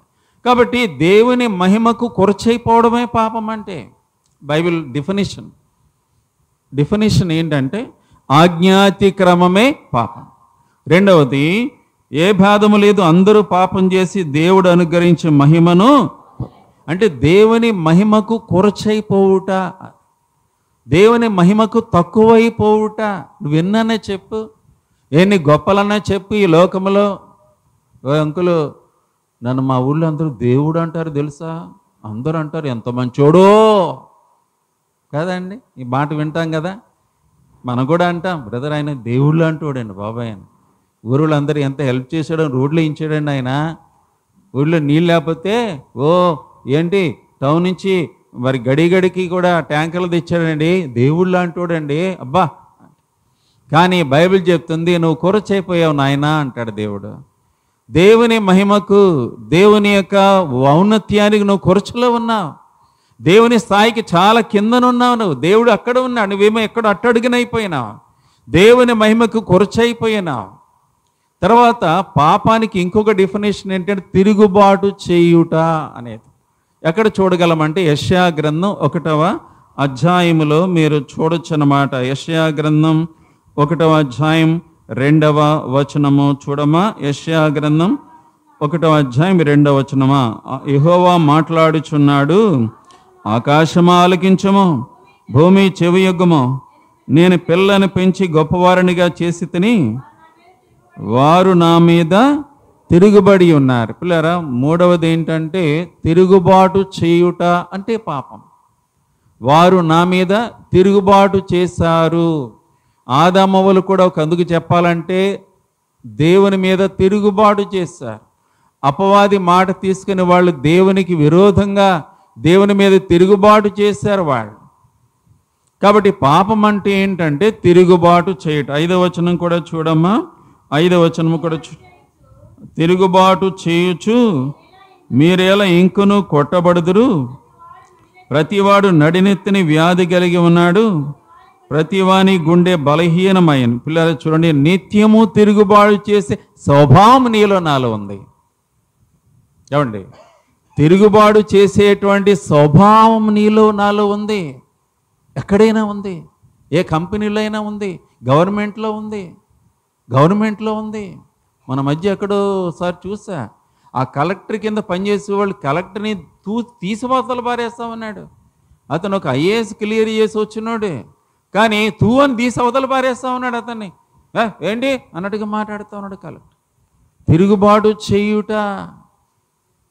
చేయుట కొంతకాలం చాలా తెలంగాణలో ఉంటే నేను ఆ దినాల్లో ఈ రేషన్ కార్డులు ఇస్తాను. వాస్తవానికి మనం ఏరియా వాళ్ళమే, కానీ తెలంగాణలో సేవ కొరకు వెళ్ళాము అక్కడ కాజీపేట. అక్కడ రేషన్ కార్డులు ఇస్తున్నారు, లైన్లో అప్లికేషన్ పెట్టాలంటే కనుక లైన్లో నుంచున్నా నేను కూడా. నుంచుంటే వెనకాలందరూ కూడా వాళ్ళు అరుస్తూ ఉన్నారు. అక్కడ కూర్చుంది ఎంఆర్ఓ. ఆ ఎంఆర్ఓ మీద అరుస్తూ ఉన్నారు. ఏమంటా ఉన్నారంటే కనుక తీసి పారేస్తూ ఉన్నారు. ఓయ్ అన్నా త్వరగా చూడన్నా, మరి డ్యూటీకి వెళ్ళొద్దామేమో, వేనా చూడన్నా అంటా ఉన్నారు. అరే వీళ్ళు, అరే ఎంఆర్ఓ అతను ఎంతమందికి చూస్తాడైనా, ఆగండియా చూస్తున్నాను కదా అంటాడు ఎంఆర్ఓ. లెక్క చేయట్లే వాళ్ళు, అసలు లెక్కేలే. తిరుగుబాటు చేయుట. పిల్లరా, ఇంకా బైబిల్ డెఫినేషన్ ఏంటి? పాపానికి డెఫినేషన్ ఏంటంటే ఆజ్ఞాతిక్రమమే పాపము, దేవుని మహిమకు తక్కువైపోవడమే పాపము, తిరుగుబాటు చేయుట పాపము. ఇంకోటి ఏంటంటే అవిశ్వాసమే పాపము. చూడండి, ఒక మాట మీరు జ్ఞాపం చేసుకోవచ్చు. అవిశ్వాసమే. రోమాపత్రిక 14వ అధ్యాయం 23వ వచనం చూడండి. రోమీయులకు రాసిన పత్రిక 14వ అధ్యాయం 23వ వచనం. విశ్వాసమూలము కానిది ఏదో అదే పాపము. కరెక్ట్గా చదివింది సోదరి బిడ్డ. చూడండి ఏమంటాడమ్మా, విశ్వాసము కానిది అంటే చెప్పాలంటే ఏంటంటే అవిశ్వాసమే పాపము. కరెక్ట్గా చెప్పేయాలంటే కదండి, అవిశ్వాసమే పాపము. అది మనం అలాగే చూడాలంటే విశ్వాసము కానిది అంటే అవిశ్వాసమే పాపం. మన ఆది తల్లిదండ్రులు అవిశ్వాసముతో, ఎవరి మీద అవిశ్వాసము? దేవుని వారు నమ్మలేకపోయినారు. దేవుడు అన్నాడు, బిడ్డలారా మీరు ఇది తినొద్దు అన్నాడు. ఈ మంచి చెడలు తెలివినిచ్చే వృక్ష ఫలాలు తినకండి అని అన్నాడు. వారు అవిశ్వాసముతో, అవిశ్వాసమై పాపం. దేవుని మీద నమ్మకం ఉంచలేకపోయినారు వాళ్ళు, దేవుని నమ్మలేకపోయినారు వాళ్ళు, తద్వారా వాళ్ళు పాపం చేశారు. దయచేసి గమనించి, అవిశ్వాసమే పాపము. ఇంకా మీరు చూడొచ్చు అన్నమాట, మన సొంత మార్గాల్లో అంటే మనకిష్టం వచ్చినట్టుగా వెళ్ళిపోవడం పాపం. చూడండి, యెషయా గ్రంథం 53వ అధ్యాయం, యెషయా గ్రంథం 53వ అధ్యాయములో అక్కడ ఇందాక చదివామనుకోండి, ఆయన కూడా చూడండి 6వ వచనములో రాయబడింది కదా, యెషయా 53:6 ఏమంటాడు? మళ్ళీ ప్రతివాడు తనకి ఇష్టమైన త్రోవకు, 2వ లైన్లో ఉంటుంది చూడండి, యెషయా గ్రంథం 53:6లో మనమందరము గొర్రెలు త్రోవ తప్పిపోతుంది, మళ్ళీ ప్రతివాడు తనకిష్టమైన త్రోవకు. అంటే మన ఇష్టానుసారంగా వెళ్ళిపోవడం పాపం. ఆ గొర్రెల్ని అవి ఇష్టానుసారంగా అటు ఇటు వెళ్ళిపోతా ఉంటాయి. ఇష్టానుసారంగా వెళ్ళిపోవడం అంటే తల ఉంచుకొని ఎటు తోస్తే అటు, ఎటు తోస్తే అటు, ఎలా పడితే అలాగా. అంటే మన సొంత మార్గాలు, ఇష్టానుసారమైన మార్గాలు, ఇష్టానుసారమైన మార్గాలు. బైబిల్లో సామెతలు 14:12 కానీ సామెతలు 16:25లో కానీ మనం చూడొచ్చు. ఒకరి ఎదుట సరైనదిగా కనబడే మార్గం ఒకటి ఉంది, చివరికి అది మరణానికి. ఒకవేళ మన దృష్టికి బాగుందనుకుంచుకున్న మార్గాలు లేకుండా పోలేదు, కానీ అవి చివరికి మరణానికి దారి తీస్తాను. గొర్రెకి తెలియకపాయే, ఆ గొర్రెకి తెలియకపాయే, అరే నేను మరణానికి వెళుతున్నా, ఈ దారి, ఈ రూట్ ఎడబోతుంది. అక్కడ అప్పటికి బోర్డు పెట్టారు, ఇది మార్గం కాదు, మార్గం డైవర్ట్ చేయబడింది, ఇలా వెళ్ళొద్దు అంటే కనుక ఎందుకు? మన వాళ్ళు చూడండి చాలా చోట్ల రోడ్డు వేస్తూ ఉంటారు. ఇలా వెళ్ళకూడదంటే మనం చాలామంది ఏం చేస్తారండి, అట్లానే పోతాం. ఇలా మనం జ్ఞాపకం చేసుకుంటాం. లేఖనం చూసే మనం ఇష్టానుసారమైన మార్గాల్లోకి వెళ్ళుట పాపం. అలాగే 1 యోహాను పత్రిక 5వ అధ్యాయం 17వ వచనం కూడా చూడండి. 1 యోహాను పత్రిక 5వ అధ్యాయం 17వ వచనం, అక్కడ చివరి మాట మీరు చూడొచ్చు. 5:17 ఏమంటాడండి? సకల దుర్నీతియు పాపము. సరే, కానీ సకల దుర్నీతి పాపం. సకల దుర్నీతి పాపము. ప్రతి దుర్నీతి, అవినీతి పాపం. సకల దుర్నీతి అది ఏ రూపంలో ఉన్నాగా, సకల దుర్నీతి కూడా పాపం. సరే, ఈ పాపం తాలూకు రిజల్ట్ ఏంటి? ఎందుకు నీకు నాకు కాపరి కావాలి? బిళ్ళరా, ఈ పాపం తాలూకు పర్యవసనం ఎలాంటిది చూడండి. రోమీయులకు రాసిన పత్రిక 6వ అధ్యాయం 23వ వచనము. రోమా పత్రిక 6వ అధ్యాయం 23 చదవమ్మా. ఏలయనగా పాపం వల్ల వచ్చే జీతము మరణం. చాలు. పాపం వల్ల వచ్చే ఫలితం ఏంటంటే మరణం. మళ్ళా మరణం అంటే ఏంటి? ఏమండి మరణం అంటే ఏంటి? ఎన్ని రకాలుగా ఉంది మరణం అంటే? 3 రకాలుగా ఉంది. మరణం అనేది 3 రకాలుగా ఉంది. మనకి ఎందుకు కాపరి కావాలా? మనం ఇందులో ఉన్నాం, నువ్వు నేను ఇందులో ఉన్నాం. ఆ తిరుగుబాటు నీలో నాలో ఉంది. అయ్యా అవిశ్వాసం నీలో నాలో ఉంది, ఆజ్ఞాతిక్రమ నీలో నాలో ఉంది. దేవుని మహిమకు మనం we are short of God's glory. దేవుని మహిమ నువ్వు కొరచైపోయినాం. పిల్లరా గమనించాను, దేవుని మహిమకు నువ్వు కొరచైపోయినావు. దేవుని ఆ దుర్నీతి నీలో ఉంది, నువ్వు పాపివి. ఆ దుర్నీతి నీలో ఉంది, నువ్వు పాపివి అంటున్నావు. నువ్వు ఇంకా ఎవరైనా రక్షణ లేకపోతే, ఇంకా ఇక్కడ బాప్టిజం లేకపోతే, సోదరుడా నువ్వు గమనించు నువ్వు ఇందులో ఉన్నావు. You are there. నీలో స్వభావం ఉంది, దుర్నీతి స్వభావం నీలో ఉంది, అవిశ్వాసం నీలో ఉంది, ఆజ్ఞాతిక్రమ నీలో ఉంది. నువ్వు మరణానికి తగినవాడు. ఏ మరణము? నెంబర్ 1 ఆత్మీయమైన మరణం. మరణం అంటే ఇంగ్లీష్లో ఏమంటారంటే కనుక సెపరేషన్ అంటారు. దాన్ని సెపరేషన్.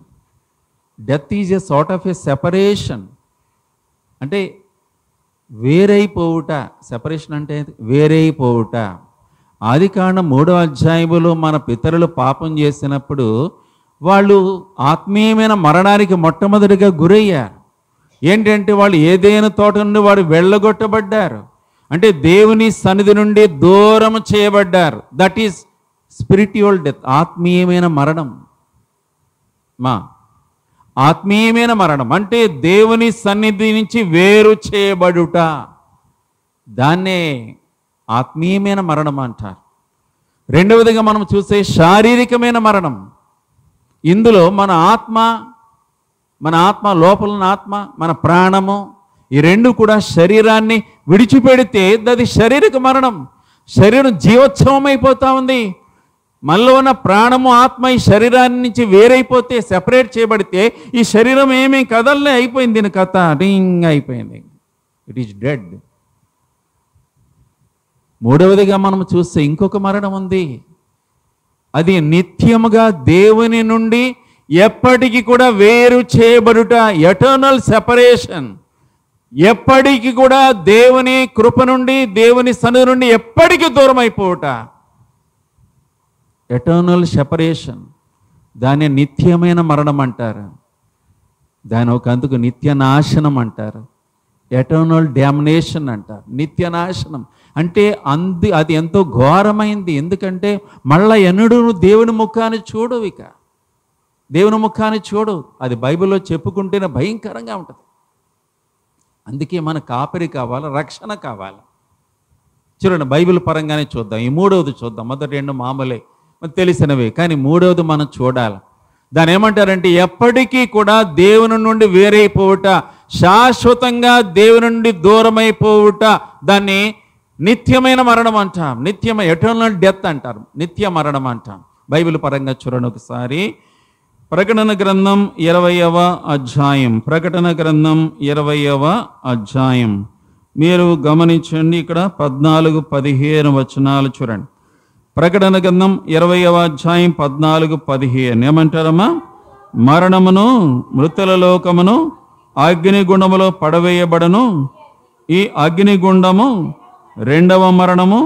ఎవని పేరైనను జీవగ్రంథమందు వ్రాయబడినట్టు కనబడని ఎడల వాడు అగ్నిగుండములో పడవేయబడను. పిల్లరా గమనించండి.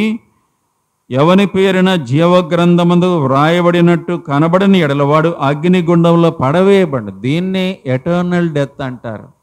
ఒక్కసారి గనక ఇందులో పడితే మళ్ళా బయటకు వచ్చే ఛాన్స్ లేదిక. అంటే దేవుని సన్నిధి నుండి ఎప్పటికీ కూడా దూరం చేయబడుట. దేవుని నుండి సెపరేట్ చేయబడ్డావు. శాశ్వతంగా సెపరేట్ చేయబడ్డావు. ఎంతటితో అయిపోయింది అనుకుంటే పొరపాటు.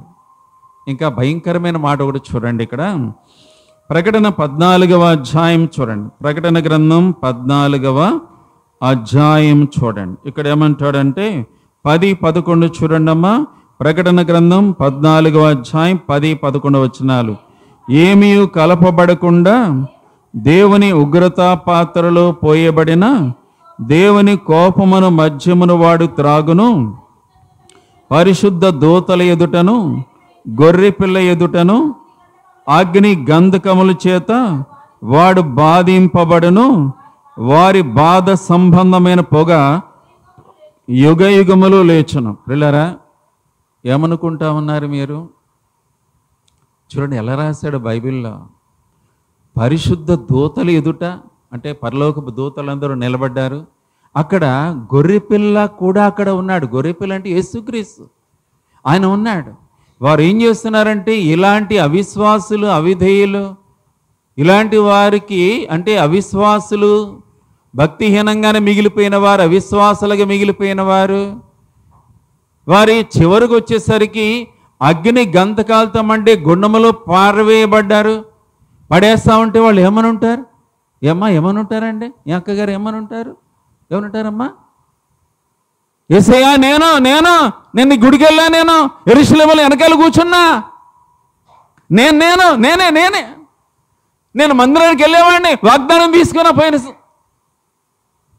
యేసయ్యా యేసయ్యా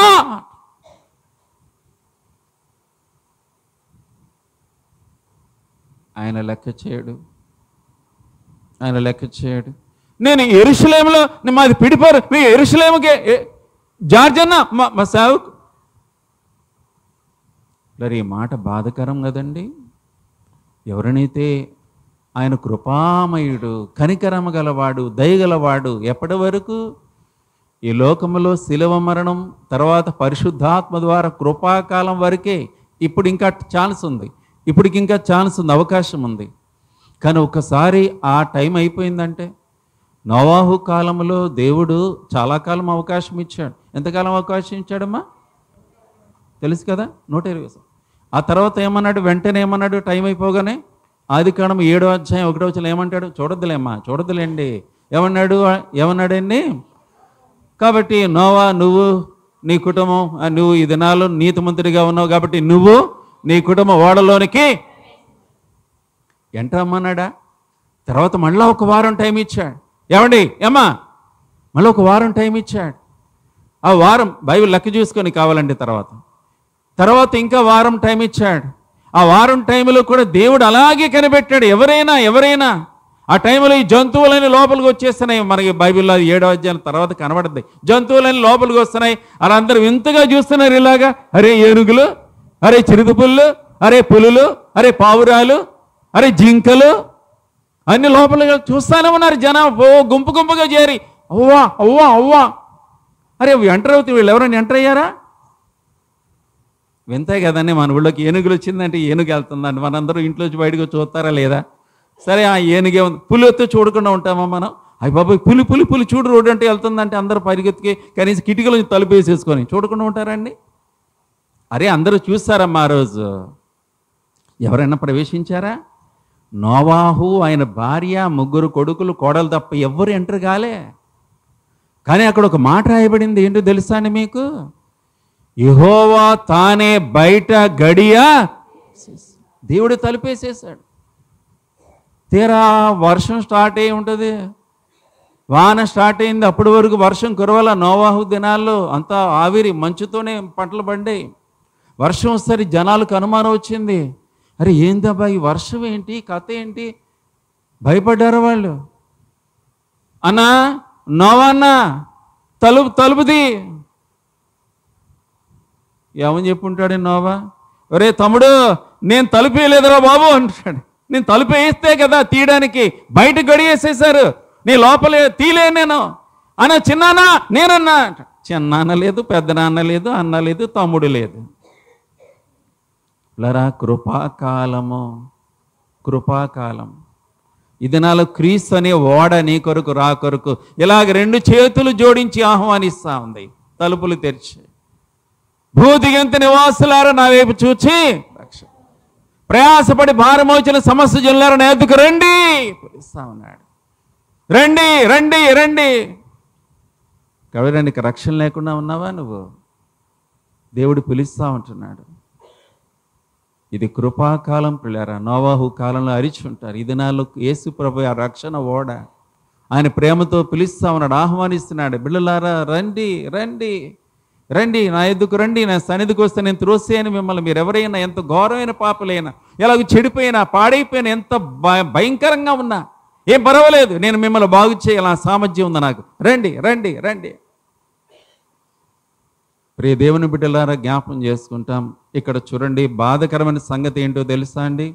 ఒకరోజు వస్తుంది అమ్మా, ఒకరోజు వస్తుంది. అది నన్ను ఎంత ఘోరం అంటే, నీకు తెలిసిన యేసుక్రీస్తు ప్రభు ఆ లోక పాపాన్ని మోసుకునే గొర్రెపిల్ల, ఇదిగో దేవుని గొర్రెపిల్ల, ఇదిగో లోక పాపాన్ని మోసుకునే గొర్రెపిల్ల యేసుక్రీస్తు, ఆయనే అక్కడ నిలబడి అక్కడే ఉంటాడు. ఆయన పరిశుద్ధ దూతలు ఉంటారు. మళ్ళా చూడండి ఆ మాట, ప్రకటన 14 ఆ మాట మీరు మళ్ళా చూడండి. 10వ వచనములో ఏమంటాడండి? ఏమీ కలపబడకుండా దేవుని ఉగ్రత పాత్రలో పోయబడిన దేవుని కోపమున మధ్యమున వాడు త్రాగును. చూడమ్మా, పరిశుద్ధ దూతల ఎదుటను గొర్రెపిల్ల ఎదుటను అగ్ని గంధముల చేత వాడు. ఎలా ఉందంటే ఇది, అక్కగారులు కొన్నిసార్లు అరిసెలు చేస్తారు. అరిసెలు కానీ ఒకళ్ళు చేయరు కదా, 2-3 ఉంటారు. ఏమ్మా అక్కగారులు అరిసెలు లాంటివి ఏదన్నా కొద్దిగా పెద్ద వంటకం చేస్తే ఏం చేస్తారండి? ఆ మూగుడు చుట్టూ అక్కగారులు 3-4 కూర్చొని ఒకళ్ళు ఎత్తే ఒకళ్ళు ఏం చేస్తారండి? తీస్తాం. మామూలే కదా మనం. ఇది ఎలా ఉందో తెలుసా? ఆ మూకుడి దగ్గర మంట, భయంకరమైన మంట దగ్గర పరిశుద్ధ దూతలు ఉన్నారట, గొర్రెపిల్లని యేసుప్రభు ఉన్నారట. వ్రాయబడిన మాట ఏంటంటే, ఏమంటండి? గొర్రెపిల్ల ఎదుటను అగ్ని గంధముల చేత వారు, అంటే వారు దగ్గర చూస్తూ ఉంటాడు కానీ వారు బాధింపబడతారు. అది నాన్న యేసయ్య, నేను నేను నేనండి నేనండి నేను.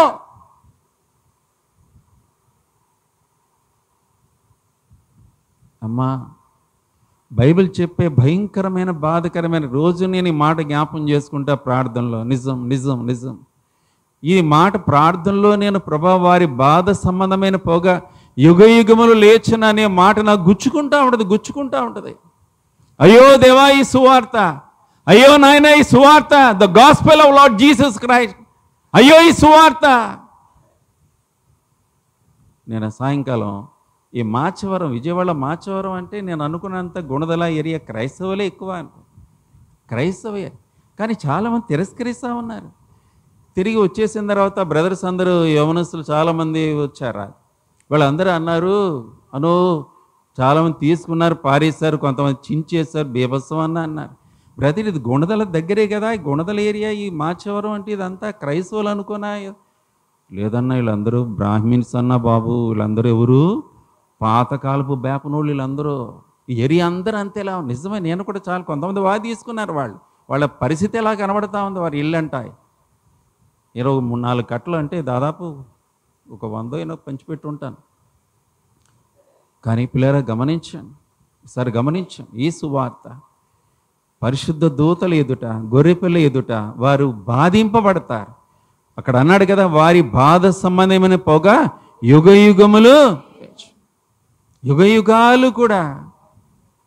ఇప్పుడు నువ్వు రక్షణ లేకపోతే క్షమించాలి, నన్ను క్షమించాలి. బ్రదర్ గారు మిమ్మల్ని పిలిచారు మా జార్జ్ అన్న, మీరు ఎంత కఠినమైన మాటలు చెప్తారేంటి బ్రదర్? అయ్యా అమ్మ, అందుకే మనకి కాపరి కావాలా, అందుకే నీకు నాకు ఒక కాపరి కావాలి. సోదరుడా సోదరి, ఆ కాపరి నీలో, నీతో, నీ జీవితకాలంతో నీకు ఒక పార్ట్నర్గా ఉంటూ, నీకు సహాయకుడిగా ఉంటూ, నీలోనే ఉంటూ, నీకు తోడై ఉంటూ, ఆ కాపరి నీకు సరిపోయిన వాడిగా నీతో నివాసము చేస్తూ, నీ అంతరంగంలో ఉంటూ, నీతో మాట్లాడుతూ, నీతో సహవాసం చేస్తూ, నీకు ఒక పార్ట్నర్గా ఉంటూ, నీకు సహాయకుడిగా ఉంటూ, నువ్వు నీ కుటుంబంలో కానీ, నీ వ్యక్తిగత జీవితంలో కానీ, నీ ఉద్యోగం వ్యాపారంలో కానీ, నీ సంఘంలో కానీ, ఎక్కడైనా కానీ నీకు జీవితాంతం నీతో ఉండే ఒక కాపరి నీకు కావాలా ప్రియుడా? నీకు అవసరం. ఇప్పుడు గమనించండి, ఇలాంటి వారిని ఎవరైనా విడుదల చేయగలరా? అగ్ని, ఈ పాపానికి తాలూకు పర్యవసరం ఏంటంటే పాపం వల్ల వచ్చే జీతమో మరణం. దీని నుంచి విడిపించడానికి ఎవరికి సాధ్యం? ఎవరి వల్ల అవుతుందా? ఎవరి వల్ల కాదు. ఈ మనుషుణ్ణి ఎవరు కూడా బయటికి లాగలేరు. ప్రభు చెప్పిన ఉదాహరణలో గుడ్డివాడిని బయటికి లాగలేడు, గుడ్డివాడిని బయటికి లాగలేడు. ఒక ఇద్దరు గుడ్డోళ్ళు రోడ్డు దాటలేరు, ఎవడన్నా కన్నున్నవాడు దాటించాలా. అది నీ వల్ల కాదు. అది నీకు ఒక సహాయకుడు కావాలా ప్రియుడా, నీకు ఒక సహాయకుడు కావాలా. బైబిల్లో ఎప్పుడు గమనించండి, మనం చూస్తే యోహాను సువార్త 10వ అధ్యాయములో అక్కడ రాశాడు చూడండి. యోహాను సువార్త 10వ అధ్యాయం ఒక మాట చూడండి. అక్కడ ఏమంటాడు తెలుసా? యోహాను సువార్త 10వ అధ్యాయం 11వ వచనం. యోహాను సువార్త 10వ అధ్యాయం 11వ వచనం ఏమంటాడమ్మా? నేను గొర్రెలకు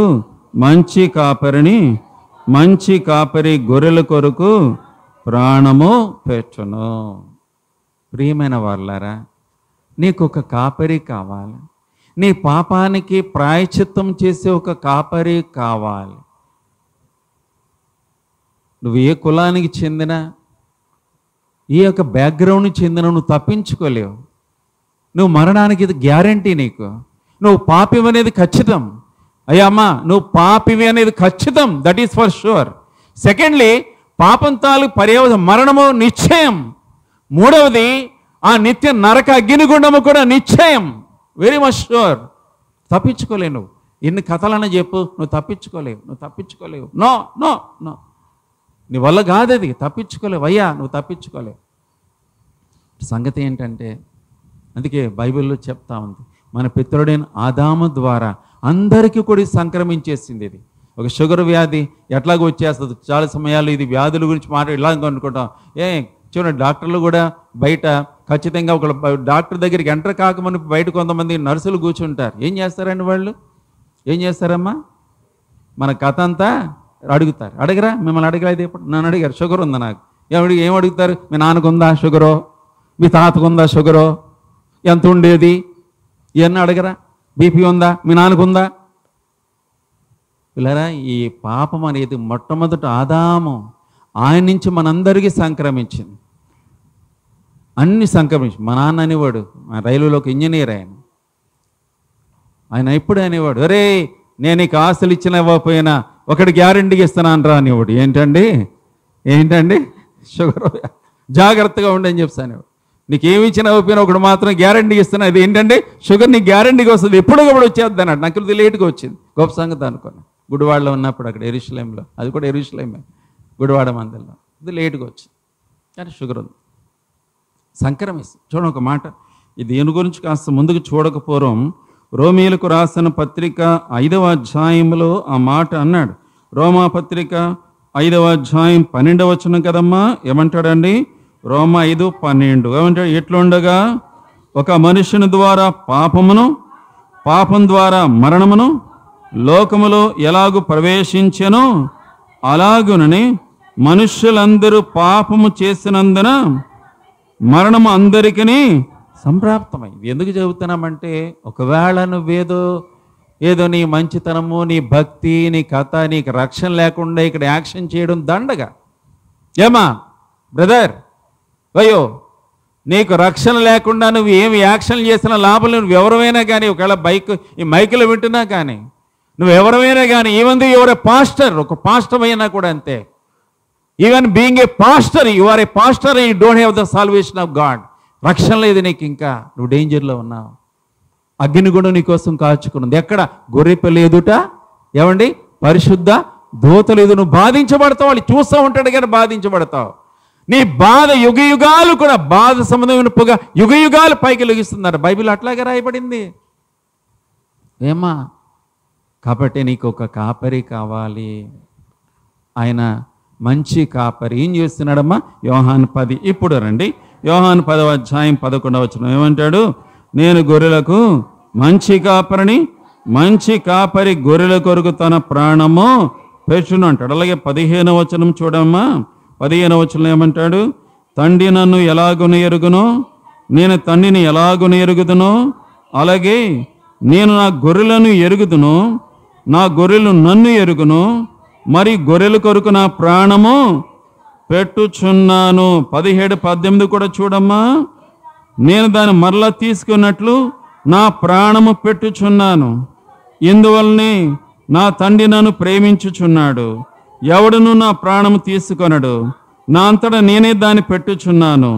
దాని పెట్టుటకు నాకు అధికారము గలదు, దాన్ని తిరిగి తీసుకొనుటకును నాకు అధికారము గలదు. నా తండ్రి వలన ఈ ఆజ్ఞ పొందుతాం. ఇక్కడ ఒక మంచి కాపరి, ఈ మంచి కాపరి గొర్రెల కొరకు ప్రాణం పెట్టడానికి వచ్చారు. ఆయన గొర్రెలు లోకమంతా ఉన్నారు. ఆయన గొర్రెలు లోకమంతా ఉన్నారు, ప్రపంచమంతా ఉన్నారు. ఈ దినాలు ఆ కాపరి వెతుకుతా ఉన్నాడు. ఆ కాపరి వెతుకుతా ఉన్నాడు. లోకమంతా వెతుకుతా ఉన్నాడు. ఈయన అమెరికా, ఈయన శ్రీలంక, ఈయన పాకిస్తాన్, ఈయన ఇండియా అండ్ ఎవరి నేషనల్ ఇన్ దిస్ వరల్డ్, ప్రపంచమంతా కూడా ఈ కాపరి వెతుకుతా ఉన్నాడు. గొర్రెల కొరకు ఈ కాపరి వెతుకుతా ఉన్నాడు. ఒక దినం నన్ను వెతికాడు, ఈ జార్జ్ బ్రదర్ని వెతికాడు, అది ఆ బ్రదర్ని వెతికాడు, మమ్మల్ని వెతికాడు, నిన్ను వెతికాడు. ఒకరోజు నీ దగ్గరికి వచ్చింది సువార్త, నీ దగ్గరకు వచ్చింది. పిల్లరా, మనము జ్ఞాపకం చేసుకుంటూ ఈ కాపరి ఈ లోకానికి వచ్చి లోక పాపమును మోసుకొని దేవుని గొర్రెపిల్ల. బైబిల్ సెలవిస్తూ ఉంది. ప్రియులారా, మనం జ్ఞాపకం చేసుకుంటాం.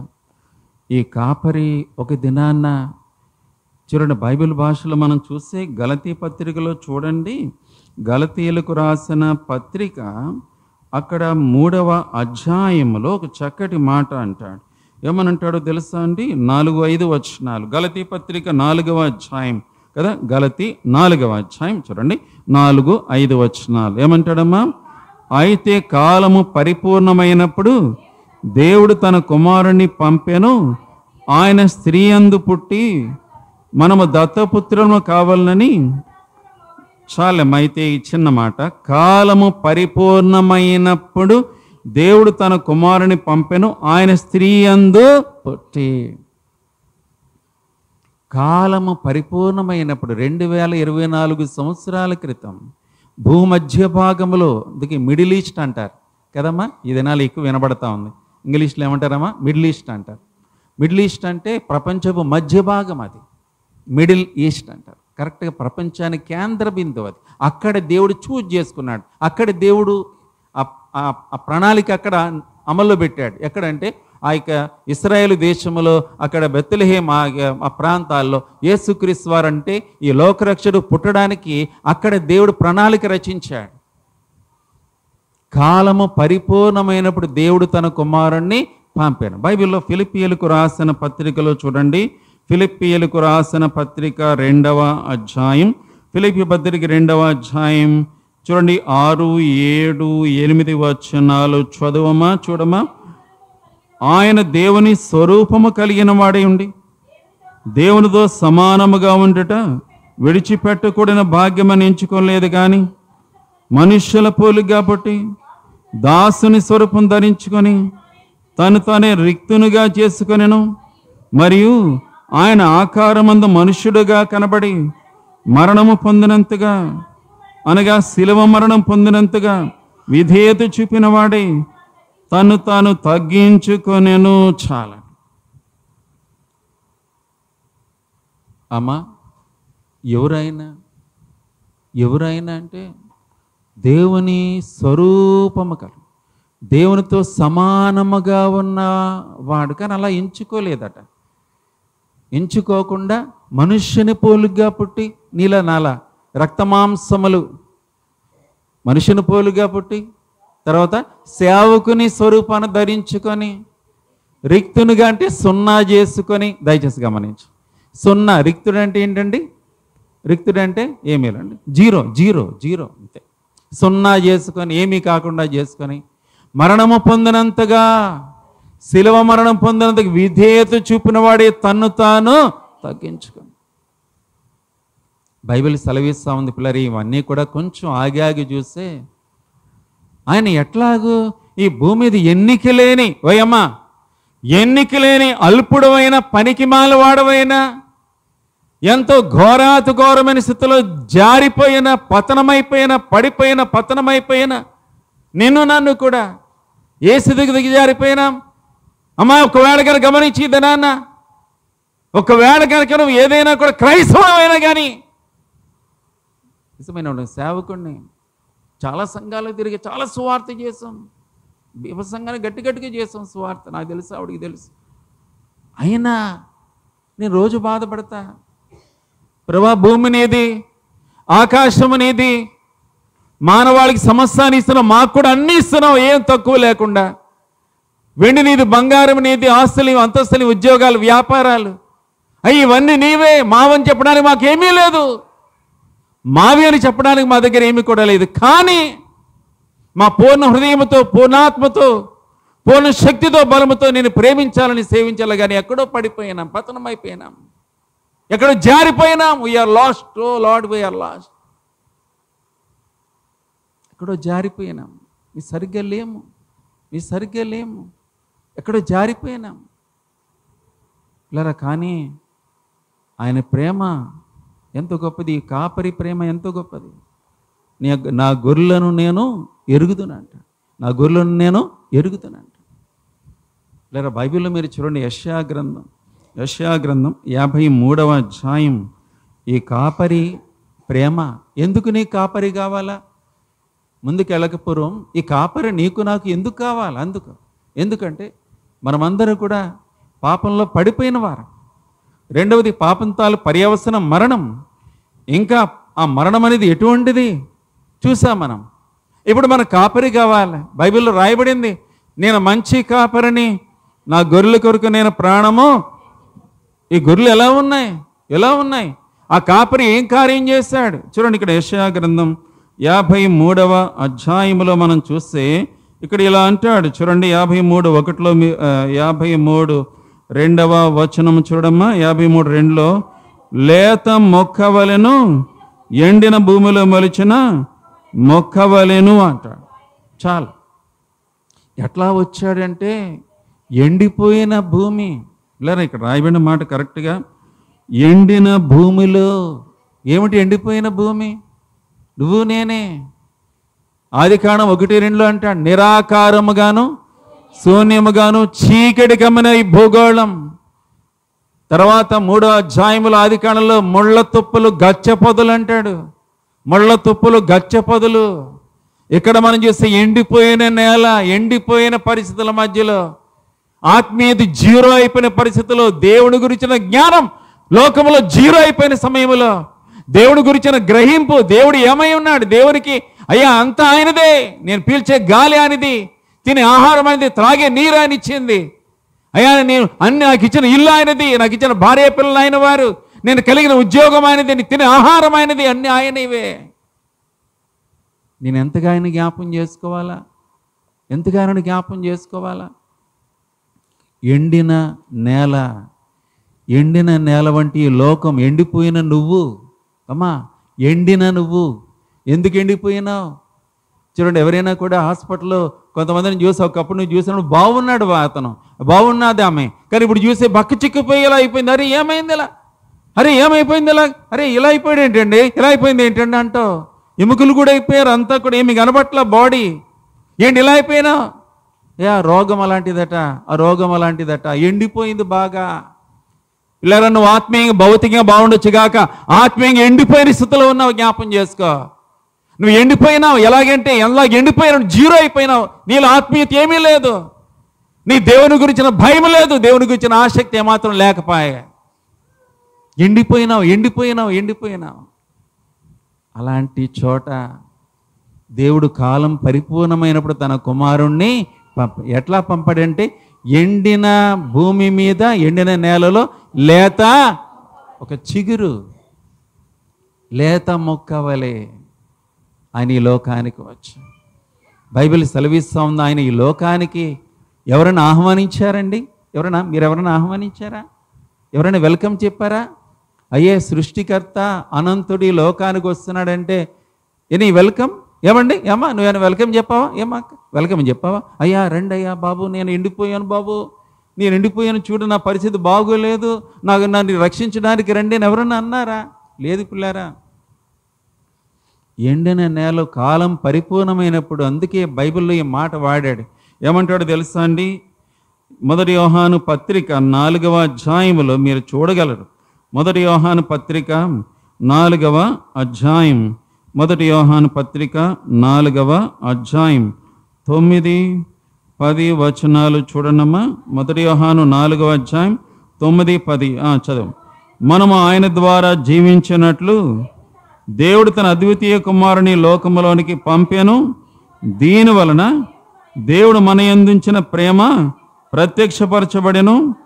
మనము దేవుని ప్రేమించుదామని కాదు, తానే మనల్ని ప్రేమించి మన పాపములకు ప్రాయశ్చిత్తమైనటకు తన కుమారుని పంపెను. ఇందులో ప్రేమ ఉన్నది, మనము దేవుని ప్రేమించామని కాదు. వేమా, మనం దేవుని ప్రేమించామని కాదు, మనమేదో దేవుని ప్రేమించామని కాదు కాదు కాదు. ఎప్పుడంట రోమాపత్రిక చూడండి. రోమీయులకు రాసిన పత్రిక మీరు చూడగలరు. రోమాపత్రిక 5వ అధ్యాయం 6వ వచనం ఏమంటాడమ్మా? రోమాపత్రిక 5:6 ఏలయనగా మనం ఇంకా బలహీనులమై ఉండగా క్రీస్తు యుక్త కాలమున భక్తిహీనుల కొరకు చనిపోయింది. చూడండి, మనం బలహీనులమై ఉండగా అంటే ఏంటంటే మనం పాపములో ఉండగా, శాపములో ఉండగా, శిక్షావిధి కింద ఉండగా, అనారోగ్యముతో ఉండగా, ఎలాంటి క్షేమము లేని వారమై ఉంటుండగా, దరిద్రులమై ఉంటుండగా, చెడిపోయిన వారమై ఉంటుండగా, బలహీనులమై ఉండగా, ఇంకా భక్తిహీనులమై ఉండగా మన కొరకు చనిపోయాను. 8వ వచనం చూడండి. 8వ వచనం, అయితే దేవుడు మన ఎడల తన ప్రేమను వెల్లడిపరుచున్నాడు. ఎట్లనగా మనం ఇంకను పాపులమై ఉండగానే, అది చూడండి, మనము పాపులమై ఉండగానే, అందుకే మనం దేవుని ప్రేమించామని కాదు. మనం దేవుని ప్రేమించామని కాదు. అంటే ఏంటంటే మనం భక్తిహీనులమై ఉన్నప్పుడే, మనం బలహీనమై ఉన్నప్పుడే, మనం పాపాత్మలుగా ఉన్నప్పుడే, అంటే మనం ఆయన్ని ప్రేమించామని కాదు, మనం ఎరకమనిపై. బైబిల్ ఏమంటాడు? జగత్తు పునాది. అది మనం ఆశ్చర్యపడాలా. దేవుని సంకల్పం, దేవుని అనాది కాలపు ప్రేమ, దేవుని ప్రేమ ఎలాగో నిన్ను నన్ను వెంటాడుతుందో. దీనికి బైబిల్ ఏమంటాడు? నశించిన దానిని నిన్ను నన్ను వెతుకుతా ఉన్నాడు ఆయన, ఆ కాపరి వెతుకుతా ఉన్నాడు. ఇక్కడ ఇంకేమంటాడు? 10వ వచనం చూడమ్మా. రోమా 5:10 ఇక్కడ ఏమంటాడండి? ఎలా అనగా శత్రువులమై ఉండగా ఆయన కుమారుని మరణము ద్వారా మనము దేవునితో చాలండి. కాబట్టి మనం శత్రువులమై ఉండగా తన కుమారుని మరణం ద్వారా మనల్ని దేవుడు షేక్ హ్యాండ్ ఇచ్చాడు, సమాధానం చేసుకున్నాడు మనల్ని. ఇదంతా దేవుడు పైనుండి చేసే కార్యక్రమం, మన ద్వారా ఏమీ లే. బ్రదర్ అన్నో ఏమండి, ఇది మన ద్వారా వచ్చింది కాదు, మన ద్వారా కలిగింది కాదు. ఎవరుకుంటావన్నావు? నీ ద్వారా నా ద్వారా కలిగింది కాదు. నేనేదో అనండి మంచోడు కాబట్టి, నన్ను ఏదో కొద్దిగా భక్తిగా ఉంటానండి, ఏమండో నేనండి కొంచెం భక్తిగా ఉంటానని, ఏదో మంచిగా ఉంటానని, ఇతరులకు సాయం చేస్తానని ఒత్తుత మాటలు మాట్లాడకమ్మా. బైబిల్ అట్లా చెప్పడంలా.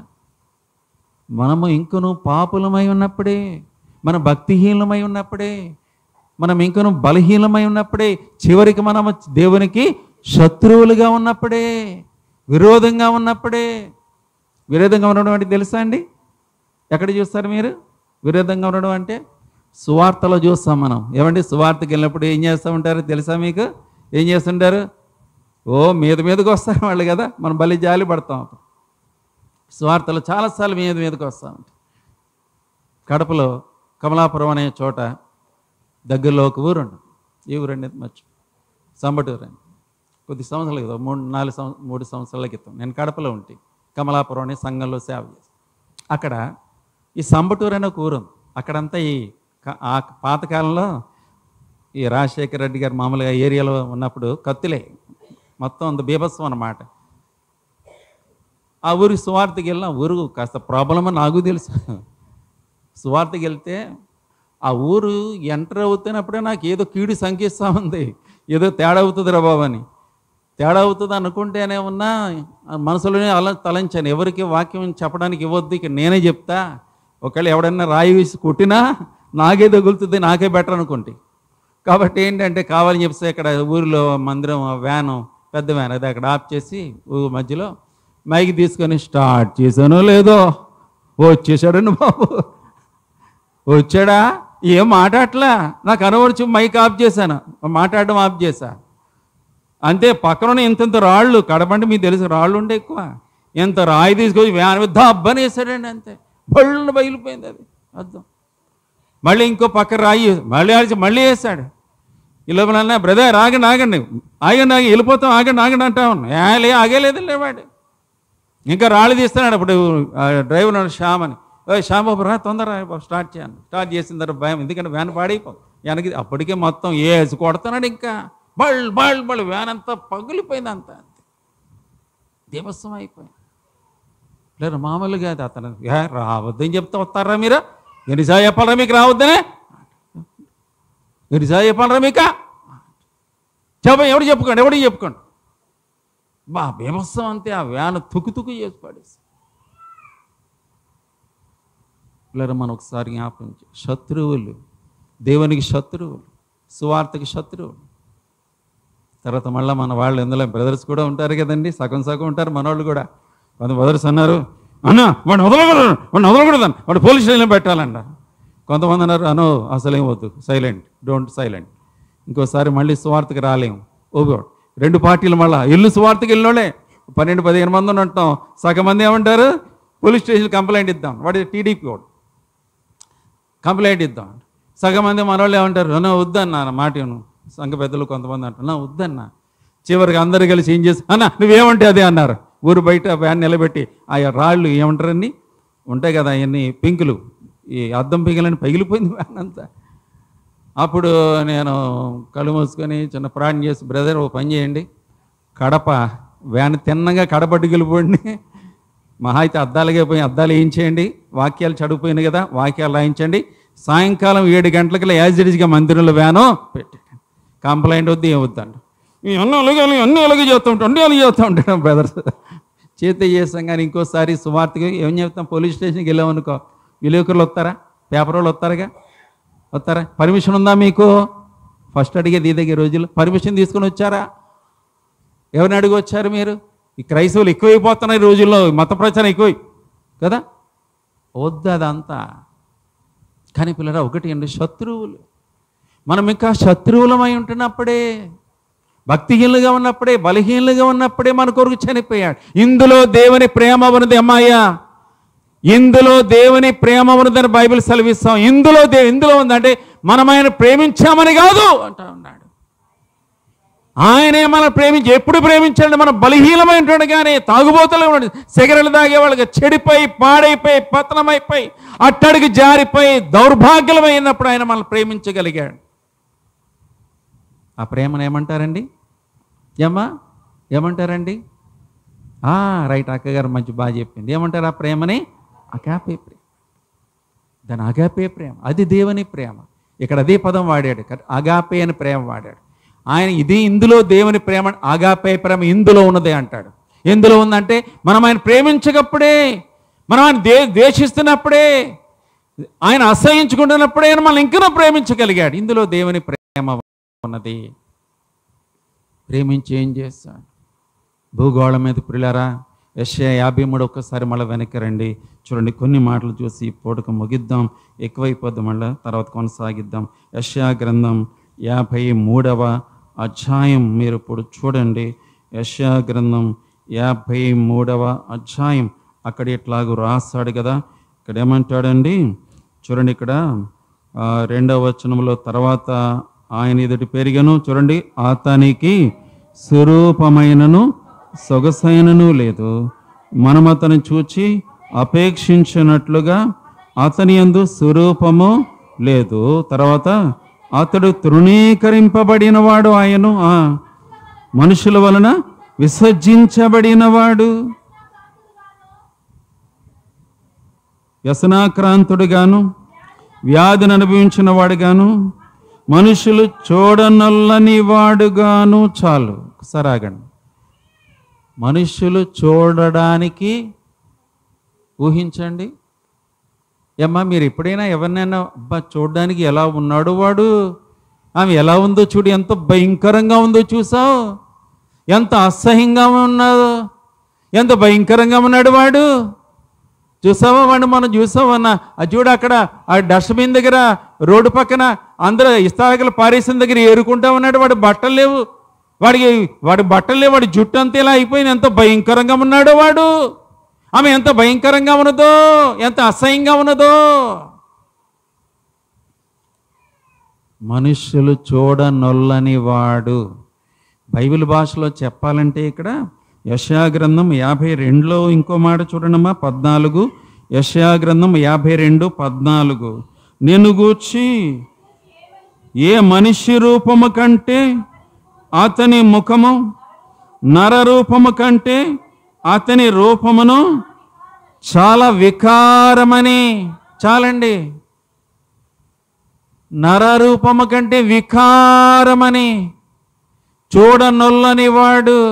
కారణం ఏంటి? యెషయా గ్రంథం 50 అధ్యాయం, యెషయా గ్రంథం 50వ అధ్యాయం 6వ వచనాన్ని చూడు. యెషయా 50 అధ్యాయం 6వ వచనం. కొట్టువారికి తన వీపును అప్పగించితిని, వెంట్రుకలు పెరికివేయ వారికి చెంపలు అప్పగించితిని, ఉమ్మి వేసేవారికి, అవమానపరిచేవారికి. గమనించండి, వీపు రక్తసిక్తమైపోయే, వెంట్రుకలు పెరికివేయగా వెంట్రుకలు ఇక్కడ రక్తసిక్తమైపోయే, చెంపలు అప్పగించితిని, ఉమ్మి వేసేవారికి, అవమానపరిచేవారికి ముఖాన్ని తిప్పుకోలేదట. ఉమ్మి వేసేవారు ఎంతమంది ఉమ్మేశారో ఆ రోజు? అమ్మా, ఎంతమంది ఉమ్మి వేసా ఉంటారో?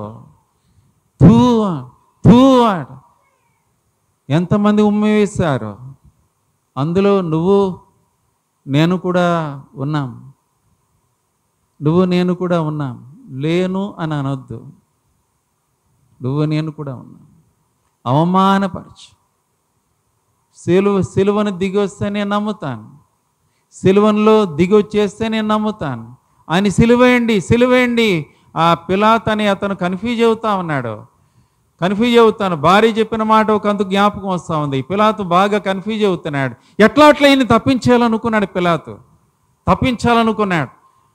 తప్పించాలనుకొని ఒక ఐడియా వచ్చింది ఆయనకి. ఏమనుకున్నాడు? అబ్బా భలే ఐడియా వచ్చింది అనుకున్నాడు. చూడండి అయ్యా, శాస్త్రులు, పరిసయ్యులు, ప్రధాన యాజకులు, చూడండి మీరందరూ కూడా ఈ పండుగ రోజున మీకు ఒకరిని విడుదల చేయడం ఆనవాయితీ కదా, మీకు తెలుసు కదా, ప్రతి సంవత్సరం అలా చేస్తాను కదా. కాబట్టి ఏంటంటే నేను ఈ రాజు అంటున్నారే, ఈయన విడుదల చేయడానికి ఇష్టపడతా ఉన్నాను.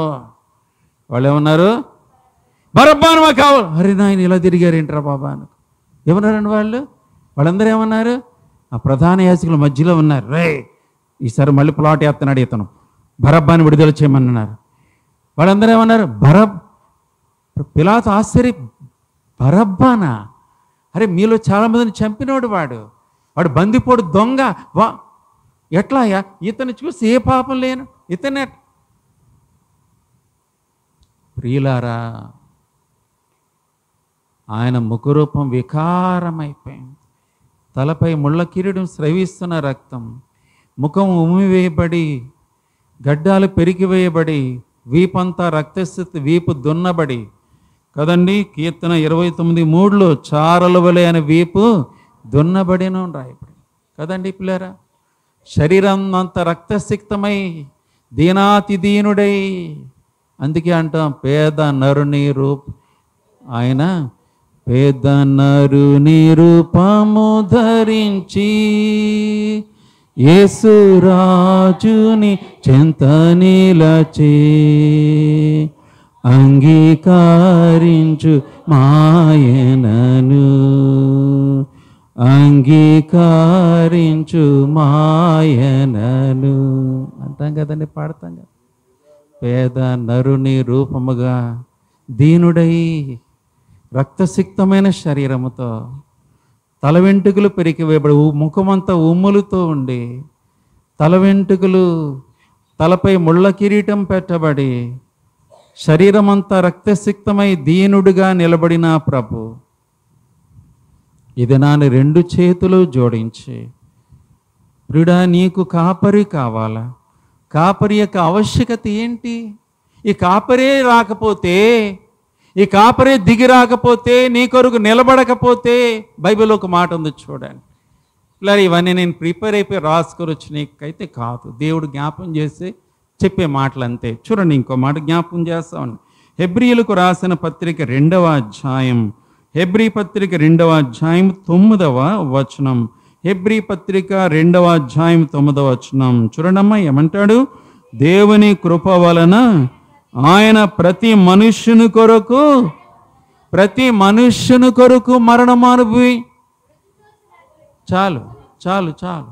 ప్రతి మనుష్యుడు అంటే నువ్వు బ్రదర్, నువ్వు ఏమా, నువ్వు ప్రతి మనుష్యుని కొరకు, ఎవ్రీ మ్యాన్, భూమి మీద పుట్టిన వర్తమాన భూత భవిష్యత్ కాలంలో పుట్టిన ప్రతి మనుష్యుని కొరకే మరణం అనుభవించడానికి బదులుగా మరణం అనుభవించడం.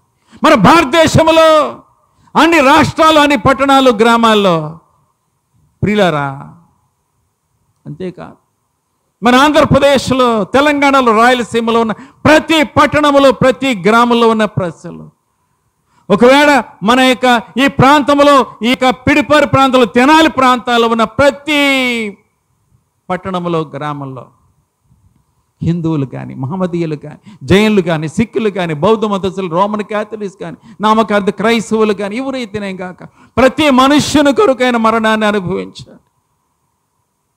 ప్రతి మనుష్యుని కొరకు అంటే బదులుగా, నీకు బదులుగా. నీ కాపరి వద్దా? ఏమ్మా, నీ కాపరి వద్దా? You don't need a shepherd. నీ కాపరి అవసరంలే, నీకు ఆ కాపరి కావాలా? నీ కొరకు నీకు బదులుగా ప్రాణం పెట్టేవాడు కావాలి, నీ కొరకు నిలబడేవాడు కావాలి అన్నాడు. బరబ్బా పక్కనే నిలబడ్డాడు యేసుక్రీస్తు ప్రభు పక్కన. బరబ్బా పక్కనే నిలబడ్డాడు. బరబ్బాకి అర్థం కావడంలా, రోజు ఏం అర్థం కావడంలా. ఏంటంటే ప్రజలందరూ కూడా బరబ్బాను విడుదల చేయండి, ఈయన కాపాడండి అంటే, అరే ఆయన గురించి విన్నాను, ఆయన ముఖం చూడు, ఈ తప్పు చేయనోడు, నేనా బందిపోడు దొంగని, కూనికోరిని, భయంకరమైన పాపాలు చేసినోడిని, అదేంటబ్బా ఆయన్నేమో సిలువేమంటున్నారు, నన్నేమో తప్పించమంటా ఉన్నారు. ఇదెక్కడ న్యాయమో? కానీ బైబిల్ ఏం చెప్తుంది? ప్రతి మనుష్యుని కొరకు అంటే బరబ్బా కొరకే కూడా ప్రాణం పెట్టడానికి యేసుక్రీస్తు వారు ఇష్టపడతా ఉన్నాడు. బరబ్బా లాంటి పాపాత్మల కొరకే మరణించడానికి ఇష్టపడతా ఉన్నాడు. నీ కొరకు కాదా? ఏమా, నీ కొరకు కాదా? ప్రతి మనుష్యుని కొరకు. ఇంకో మాట, 2వ కొరింథీ పత్రిక 5వ అధ్యాయం, 2వ కొరింథీ 5వ అధ్యాయం 21వ వచనం ఏమంటాడండి? ఎందుకనగా మనమాయన యందు దేవుని నీతి అగునట్లు పాపమెరుగని ఆయనను మన కోసము పాపముగా చేస్తాను. చూడండి, పాపము ఎరగని వాడు. పిల్లలు, ఈ మాట మీరు గమనించాలి. ఏ పాపము ఎరగని వాడు. లేదా బైబిల్ సెలవిస్తావన్నమాట. ఇంకో మాట కూడా మీరు చూస్తారా? చూడండి, హెబ్రీ పత్రిక 7వ అధ్యాయం, 7వ అధ్యాయం 26వ వచనం ఏమంటాడండి? హెబ్రీ 7, పవిత్రుడు, నిర్దోషి, నిష్కల్మషుడు, పాపుల్లో చేరక ప్రత్యేకముగా ఉన్నవాడు. హెబ్రీ పత్రిక 4వ అధ్యాయం 15వ వచనము చూడండి. మన ప్రధాన యాజకుడు మన బలహీనతను యందు మనతో సహానుభవం లేనివాడు కాడు గాని సమస్త విషయములో మన వలనే శోధింపబడినను ఆయన పాపము, ఇది అండర్లైన్ చేయండి, పాపము లేనివాడు, పాపము ఎరగనివాడు. ఇంకా 1 పేతురు 2వ అధ్యాయం, 1 పేతురు 2వ అధ్యాయం చూడండి 22వ వచనం ఏమంటాడు? 1 పేతురు 2:22, ఆయన పాపము చేయలేదు, ఆయన నోట ఏ కపటము కనబడలేదు, ఆయన దూషింపలేదు, శ్రమ పెట్టబడి బెదిరించలేదు, న్యాయముగా తీర్పు తీర్చి దేవునికి అప్పగించు. 1 పేతురు 1వ అధ్యాయం 19వ వచనం ఏమంటాడండి? అమూల్యమైన రక్తము చేత అనగా నిర్దోషము చాలండి. సరే, మనం ముగిస్తూ ఉన్నాం. బైబిల్ సెలవిస్తూ ఉంది, ఆయన చూడనొల్లని వాడైపోయినాడు. నరరూపము కంటే వికారమని ఎంతమంది అనుకున్నారో రోజు అంటున్నాడు. స్వరూపము సొగసులేని వాడు. కానీ బైబిల్ ఇంకొక రీతిగా చెప్తా ఉంది, 10,000 మందిలో అతి కాంక్షణీయుడు అంటాడు. 10,000 మందిలో అతి కాంక్షణీయుడు. ఆయన పరిపూర్ణమైన సౌందర్యవంతుడు, కానీ స్వరూపము సొగసు, మనుషులు చూడనొల్లని వాడు. చివరిగా ఒక్క చిన్న మాట మాత్రమే చెప్పి ముగిస్తాం ఈ పూటకి. చూడండి, యెషయా 53లో, యెషయా 53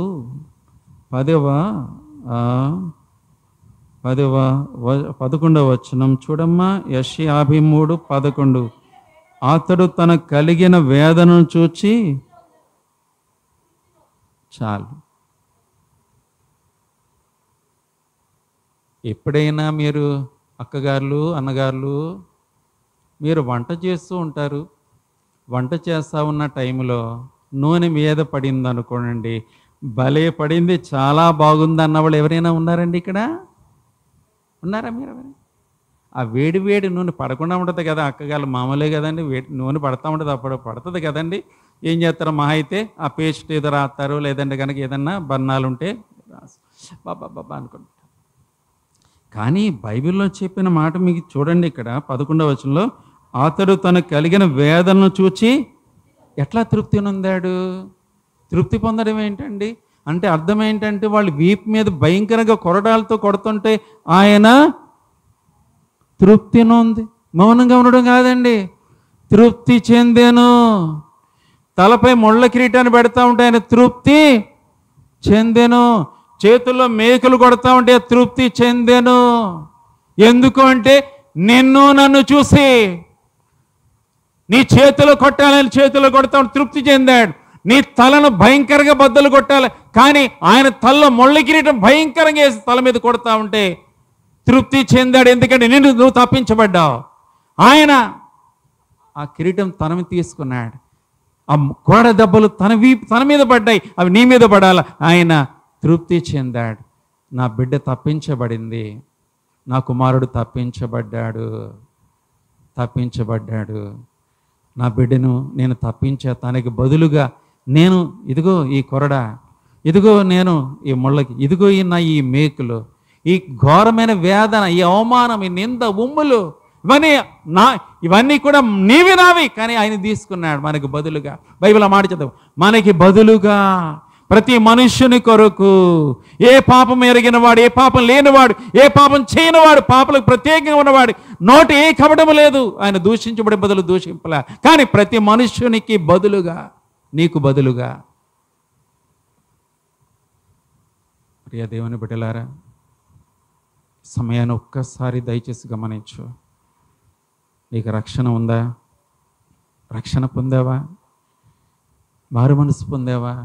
బాప్టిజం తీసుకున్నావా? బిడ్డ ఆలస్యం చేయొద్దు. బ్రదర్ అన్న ఆలస్యం చేయొద్దు. ఎందుకో తెలుసా? ఇదే ప్రభు, ఏమండి, ఇదే ప్రభు, the same Lord Jesus Christ, ఇదే ప్రభుని యేసుక్రీస్తు వారు ఒక రోజు రాబోతా ఉంది. ప్రకటన 14వ అధ్యాయంలో యోధా గోత్రపు సింహముగా ఆ దినాన్ని, అదిగో అగ్నిగుండం అక్కడ ఉంది, ఆయన అక్కడే ఉన్నాడు. పరిశుద్ధ దూతలు ఉన్నారు ఆ మండే గుండములో.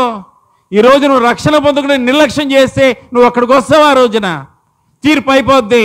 నేను తీసుకెళ్ళి అగ్నిగుండం లేస్తుంటే యేసయ్యా యేసయ్యా, నేను ఆ రోజు మోసెస్ గారు చెప్పాడు, మా జార్జి గారు చెప్పాడు, నేను విన్నానయ్యా. నీకు ఆన్సర్ కూడా చేయడాను ఆ రోజు. మరి అమ్మా విన్నానంటూ ఎందుకు నువ్వు నమ్ముకోలే? ఎందుకు నువ్వు మారలే? ఎందుకు నీ బ్రతుకు మారలే? ఎందుకు మారలే అని కూడా అడగడు ఆయన. అంటాడు అంతే. యోధా గోత్రపు సింహం అవుతాడు ఆయన. ఇప్పుడైతే వధింపబడిన గొర్రె పిల్ల, బైబిల్ ఆ మాట పదే యెషయా ప్రకటన 5లో వాడాడు. వధింపబడిన గొర్రెపిల్ల, వధించబడిన గొర్రెపిల్ల నీకు బదులుగా. నీకో కాపరి కావాలి. ఆ కాపరి ఇష్టపూర్వకంగా ఆయన ప్రాణాన్ని ఎవరు తీయలేరు అన్నాడు కదా ఆయన. నా ప్రాణమని ఎవరు కూడా తీయలేరు. నా ప్రాణం పెట్టుటకును తిరిగి తీసుకోవడానికి నాకు అధికారం అంతే తప్ప ఎవరు ఆయన ప్రాణం తీయడానికి ఎవరికి భూమి మీద ఎవరికి దమ్మలేదు. ఏ పిలాతుకు కానీ హేరోద్కు కానీ సైన్యాధికారులకు ఎవరికి ధైర్యం వల్ల ఎవరికి కూడా అవకాశం లే. కానీ ఆయనగానే అప్పగించుకున్నాడు. నీ కొరకు నా కొరకు. ఇది నన్ను ఒక తీర్మానం చేయి. రక్షణ లేదా బిడా? అగ్ని గంధకాలతో మండి గుండం నోరు తెరుచుకొని నీకోసం ఎదురు చూస్తూ ఉంది, ఆశగా చూస్తూ ఉందట. యెషయా 5లో రాశాడు. ఒకవేళ రక్షణ పొందావా? నీ పూర్ణ హృదయంతో, పూర్ణ ఆత్మతో, బలంతో, శక్తితో నువ్వు సేవించాల్సిన అవసరం ఉంది. ఆ కాపరి నీలో, నీతో, నీకు సహాయకుడిగా, నీతో సహవాసిగా, నీకు ఒక పార్ట్నర్గా, నీ అంతరంగంలో నీ జీవితాంతం నువ్వు మరణ పర్యంతం నీలో, నీతో ఎప్పటికీ ఉండేవాడు ఆ కాపరి. ఆ కాపరి ఆయన నీ కాపరి అయినాడా? కళ్ళు మూసుకుంటాం. దయచేసి ఒక్క నిమిషం కళ్ళు మూసుకోనండి. కళ్ళు మూసుకుంటాం. మోకరించగలిగితే మోకరించు. బిలవర్డ్, జస్ట్ ఎ మినిట్, ఒక్క నిమిషం.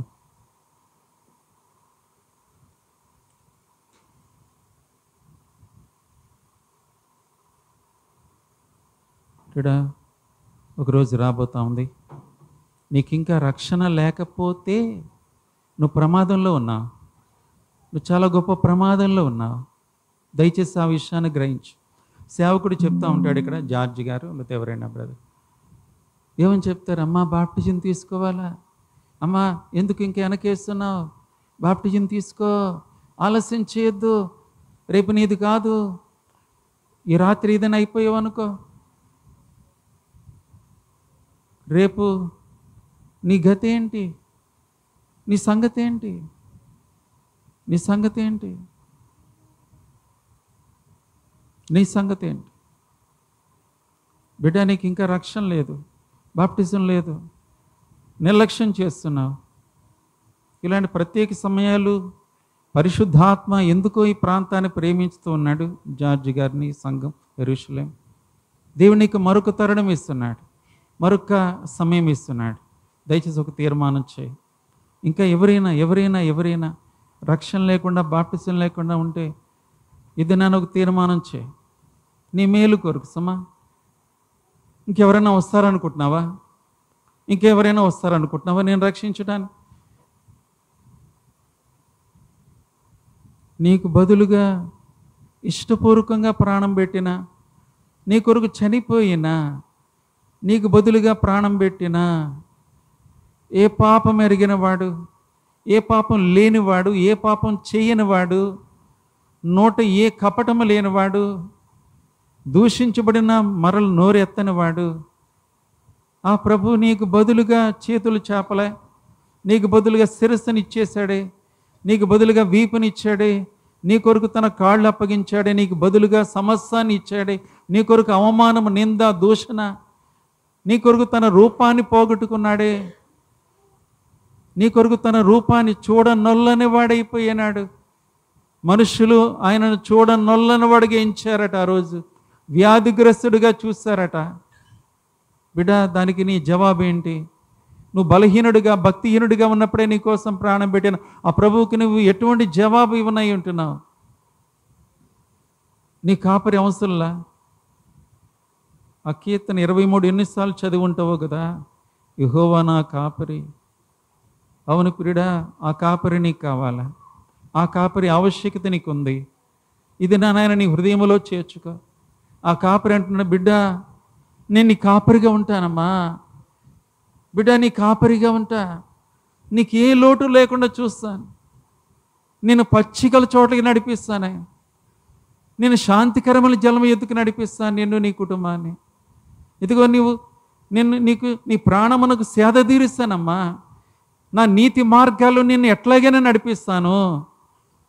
నువ్వు ఒకవేళ కొన్ని కష్టాల్లో, గాఢాంధకారపులో నడవలసి వచ్చినా నేను నీకు తోడుగా ఉంటా, నా దుడ్డుకర నా దండము నిన్ను నిత్యము ఆదరిస్తానే ఉంటాయి. ఇదిగో నా శత్రువులు ఎదుట నీకు భోజనాన్ని రెడీ చేస్తా, నీ గిన్నె ఎప్పటికీ సమృద్ధిగా ఉండేలా చేస్తా, నీ ఆదాయం. ఇదిగో నీ జీవితాంతం నా కృపాక్షేమాలు నీకు తోడుగా ఉంటాయి. చిరకాలము నా ఇంటిలో ఉండేలా చేస్తా, ఇక్కడ పరలోకములో కూడా. ఈ కాపరి నీకు అవసరం కాదా? ఈ కాపరి నీకు అక్కర్లే? ఎందుకు ఆలస్యం చేస్తున్నావు? సోదరి సోదరుడా, నిర్లక్ష్యంగా ఉంటున్న ప్రియుడా, నిర్లక్ష్యంగా అవిధేయుడిగా ఉంటున్న సోదరుడా, ఇంకా లోకం వైపు చూస్తున్న ప్రియుడా, ఒకసారి జ్ఞాపకం చేసి ఒక తీర్మానం చేయి, ఒక చిన్న తీర్మానం చేయి, నీ మేలు కొరకు. యేసు చవుంది సిలువపై నీ కొరకే నా కొరకే, ఎంత గొప్ప శ్రమను చేను నీ కొరకే నా కొరకే. నది వలె యేసు రక్తము సిలువలో నుండి ప్రవహించే, నది వలె యేసు రక్తము సిలువలో నుండి ప్రవహించే. పాపము మలినంబు తోడిచి, పాపము కడి మలినంబు తోడిచి, ఆ ప్రశస్త రక్తమే, ఆ ప్రశస్త రక్తమే. యేసు చవుంది సిలువపై నీ కొరకే నా కొరకే, ఎంత గొప్ప శ్రమను చేను నీ కొరకే నా కొరకే. ప్రియ సోదరి, మన మధ్యలో ఆ ప్రభు, ఆ కాపరి నిలబడి ఉన్నాడు. నువ్వు ఆయన గొర్రెవి, ఆయన నీతో ఉండగోరుతూ ఉన్నాడు. బిడ్డ, నీ అంతరంగంలో ఉండగోరుతున్నాడు, నీకు తోడుగా ఉండగోరుతున్నాడు, నీకు సహవాసిగా ఉండగోరుతున్నాడు, నీ జీవితాంతం నీకు ఒక పార్ట్నర్గా ఉండగోరుతున్నాడు, నీకు ఒక సహవాసిగా ఉండగోరుతున్నాడు, నీకు సహాయకుడిగా ఉండగోరుతున్నాడు, నీకు ఒక నాయకుడిగా ఉండగోరుతున్నాడు. ఆయన నువ్వు చేర్చుకుంటావా? ఆయన నీకు వద్దా? తీర్మానం చేసుకో. ఎవరైనా అట్లా తీర్మానం చేసుకుంటే దయచేసి ఒక తీర్మానం చేయి. నీకోసం ఎవరైనా ఇంకా రక్షణ లేకపోతే ఒక తీర్మానం చేయి. ఆలస్యం చేయొద్దు. రేపు నీది కాదు. Tomorrow is not yours beloved. రేపు నీది కాదు. తీర్మానం చేయి.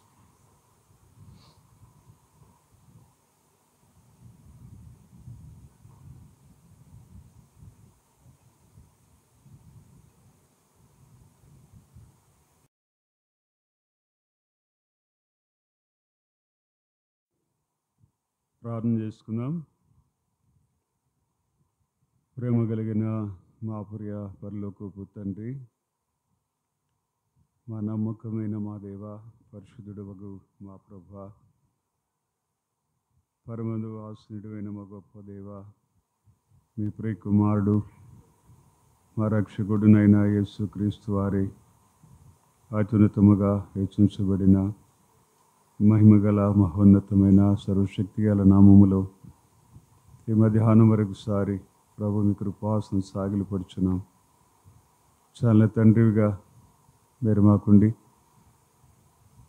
నా తండ్రి మమ్మల్ని ప్రేమించి ఈ సన్నిధానములో చేస్తూ వచ్చిన ప్రార్థన ప్రతిఫలముగా మీ పాత్రను మీరు అభిషేకించి మీ ఆత్మతో నింపి దేవ ఈ మధ్యాహ్న కాల ఉదయకాల సమయంలో మాకు కావలసిన నీ మాటలు తండ్రి, ఎల్పట యంత్ర శబ్దాల ద్వారా వింటున్న నీ ప్రజలకు కావాల్సిన మాటలు నీ దాసు నోట మీరు ఉంచి మీ ఆత్మ చేత నడిపించి మీ ప్రేమ ఎంత అపారమైనదో, ఎంత బలమైనదో, ఎంత త్యాగపూరితమైనదో తండ్రి మీరు తెలియపరుస్తూ మమ్మల్ని ఏ విధంగా మమ్మల్ని ప్రేమించారో, మేము పాత్రులం కానప్పుడు, మేము యోగ్యులం కానప్పుడు, ఏ క్వాలిఫికేషన్ మాలో లేనప్పుడు తండ్రి మమ్మల్ని ఇంతగా ప్రేమించి మా కొరకై పరమును విడి మహిమను విడిచి సింహాసనం విడిచి ఈ లోకానికి శరీరము ధరించుకొని మానవిక రూపం ధరించినట్టు వాడవై మా పాపములు, మా అపరాధములు, మా దోషములు నా తండ్రి వాటికి రావాల్సినట్టు శిక్షను మాకు బదులుగా మీరు అనుభవించడానికి మమ్మల్ని ప్రేమించి లోకానికి మీరు వచ్చి మా కొరకు నలగొట్టబడ్డారు, మా కొరకు మెత్తన చేయబడ్డారు, నిలువెల్లా గాయపరచబడ్డారు. తండ్రి మా స్థానాన్ని మీరు వహించి మాకు బదులుగా పాపి అని పిలువబడ్డారు.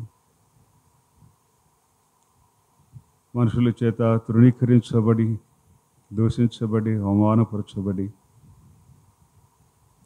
మా స్థానాన్ని వహించి మా కొరకు నాయన శిలువను మీరు భరించి మీ అపారమైన ఆ ప్రేమ చేత ఈ లోకంలో నుండి మమ్మలను మీరు వేరు చేసి నీ కుమారుని సహవాసములోనికి మీరు మమ్మల్ని తీసుకొచ్చారు.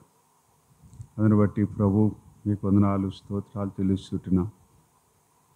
ఇట్టి ప్రేమను రుచించిన మేము ఇంకా అనేకులు, మా ప్రియులు, మా స్నేహితులు, గ్రామస్తులు, దయగల మా తండ్రి యంత్ర శబ్దం ద్వారా దగ్గరగా దూరంగా విలుచున్న నీ ప్రజలు అనేకులు ఇటు అనుభవం లేనివారు, ఆ ప్రేమను రుచించని వారు ఈ దినము కూడా ఈ మాటలు ఇంకా పెడచెవిని పెట్టుతున్న వారందరితో కూడా నేను ఎంతగా మిమ్మల్ని ప్రేమిస్తున్నాను, మీరు నన్ను ద్వేషించిన, దూషించిన, అవమానపరిచిన,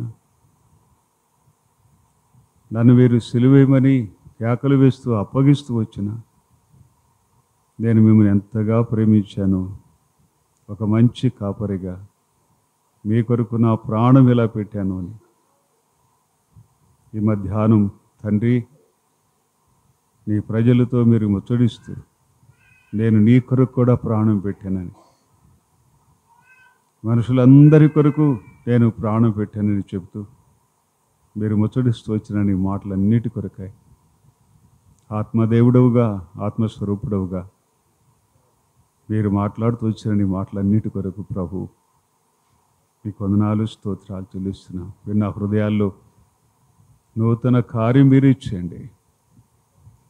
విని ఏదో చెప్పారు, మంచిగా చెప్పారు అని అనుకోకొని దాటిపోక ప్రభు తాము మీకు అప్పగించుకోవటానికి మీ ప్రేమను రుచించి మీ ప్రేమకు పాత్రులై తండ్రి మీ త్యాగమును ఎరిగినటువంటి వారై హృదయ నేత్రాలు తెరవబడి మిమ్మల్ని అంగీకరించి పాప క్షమాపణ పొంది మీతో కూడా యుగములు ఉండే ఆ రాజ్యములోనికి రాగలున్నట్లుగా ప్రతి ఒక్కరిలో నూతన కార్యం మీరు చేస్తున్నామని తండ్రి మీ పాదసుందాలు వేడుకుంటాము. ఇంత గొప్ప ప్రేమ లోకంలో ఎవరు చూపలేనిది. తల్లిదండ్రులే కానీ, అన్నదమ్ములు, అక్క చెల్లెలు, బంధువులు, స్నేహితులు ఎవరు చూపలేని ఈ ప్రేమ మా కొరకు తండ్రి పరలోకను విడిచి మా కొరకు చూపించి దేవా మమ్ములను ఎంతగా మీరు ప్రేమిస్తూ వచ్చారు అందుకొరకై స్తుతిస్తున్నాం. అటు ప్రేమకు పాత్రులై మీ రాజ్య వారసులుగా కాగలిగినట్లు కృపను గ్రహించమని దేవ రాత్రికాల పరిచర్యకు కూడా నీ పాత్రను మీరు సిద్ధం చేయండి. మీ ఆత్మతో నింపండి. గృహానికి ఆ విధంగా గృహానికి చేరువచ్చే వారికి నా తండ్రి ఆ స్థలాల్లో యంత్ర శబ్దుల విను వారికి నీ మాటలు ప్రభా మీరు ఏదాస్తున్నట్టు మీరు ఇచ్చి ముచ్చరిస్తారని నమ్మి స్తుతిస్తూ నా తండ్రి నీ పాత్రను మీరు ఎత్తిపట్టుకొని ఏదాసాలను దాసుడు అతని కుమారుని మీరు మా మధ్యకి తీసుకొచ్చి మమ్మల్ని ప్రేమించి ఇంతగా నీ పని చేయటానికి ప్రభు మీ పాత్ర మీరు సహకారిగా మీరు ఎంచుకున్నారు. దాన్ని బట్టి స్తుతిస్తూ గణపరుస్తూ చేయబడిన పరిచర్యను అనేక హృదయాల్లో ముద్రించి వారిలో నూతన కార్యం చేయవలసిందిగా ప్రార్థిస్తూ మీకు అప్పగించుకుంటూ యేసుక్రీస్తు నామములో అడిగి వేడుకొంచున్నాము మా పరమ తండ్రి. ఆమేన్. అనగారు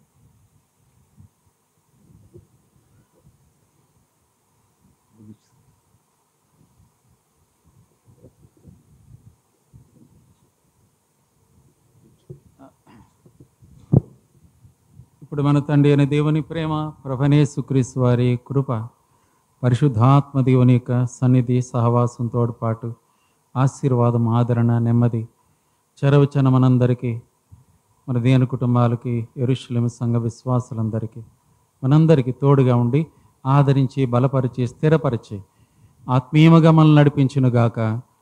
ఆమేన్. Praise lord.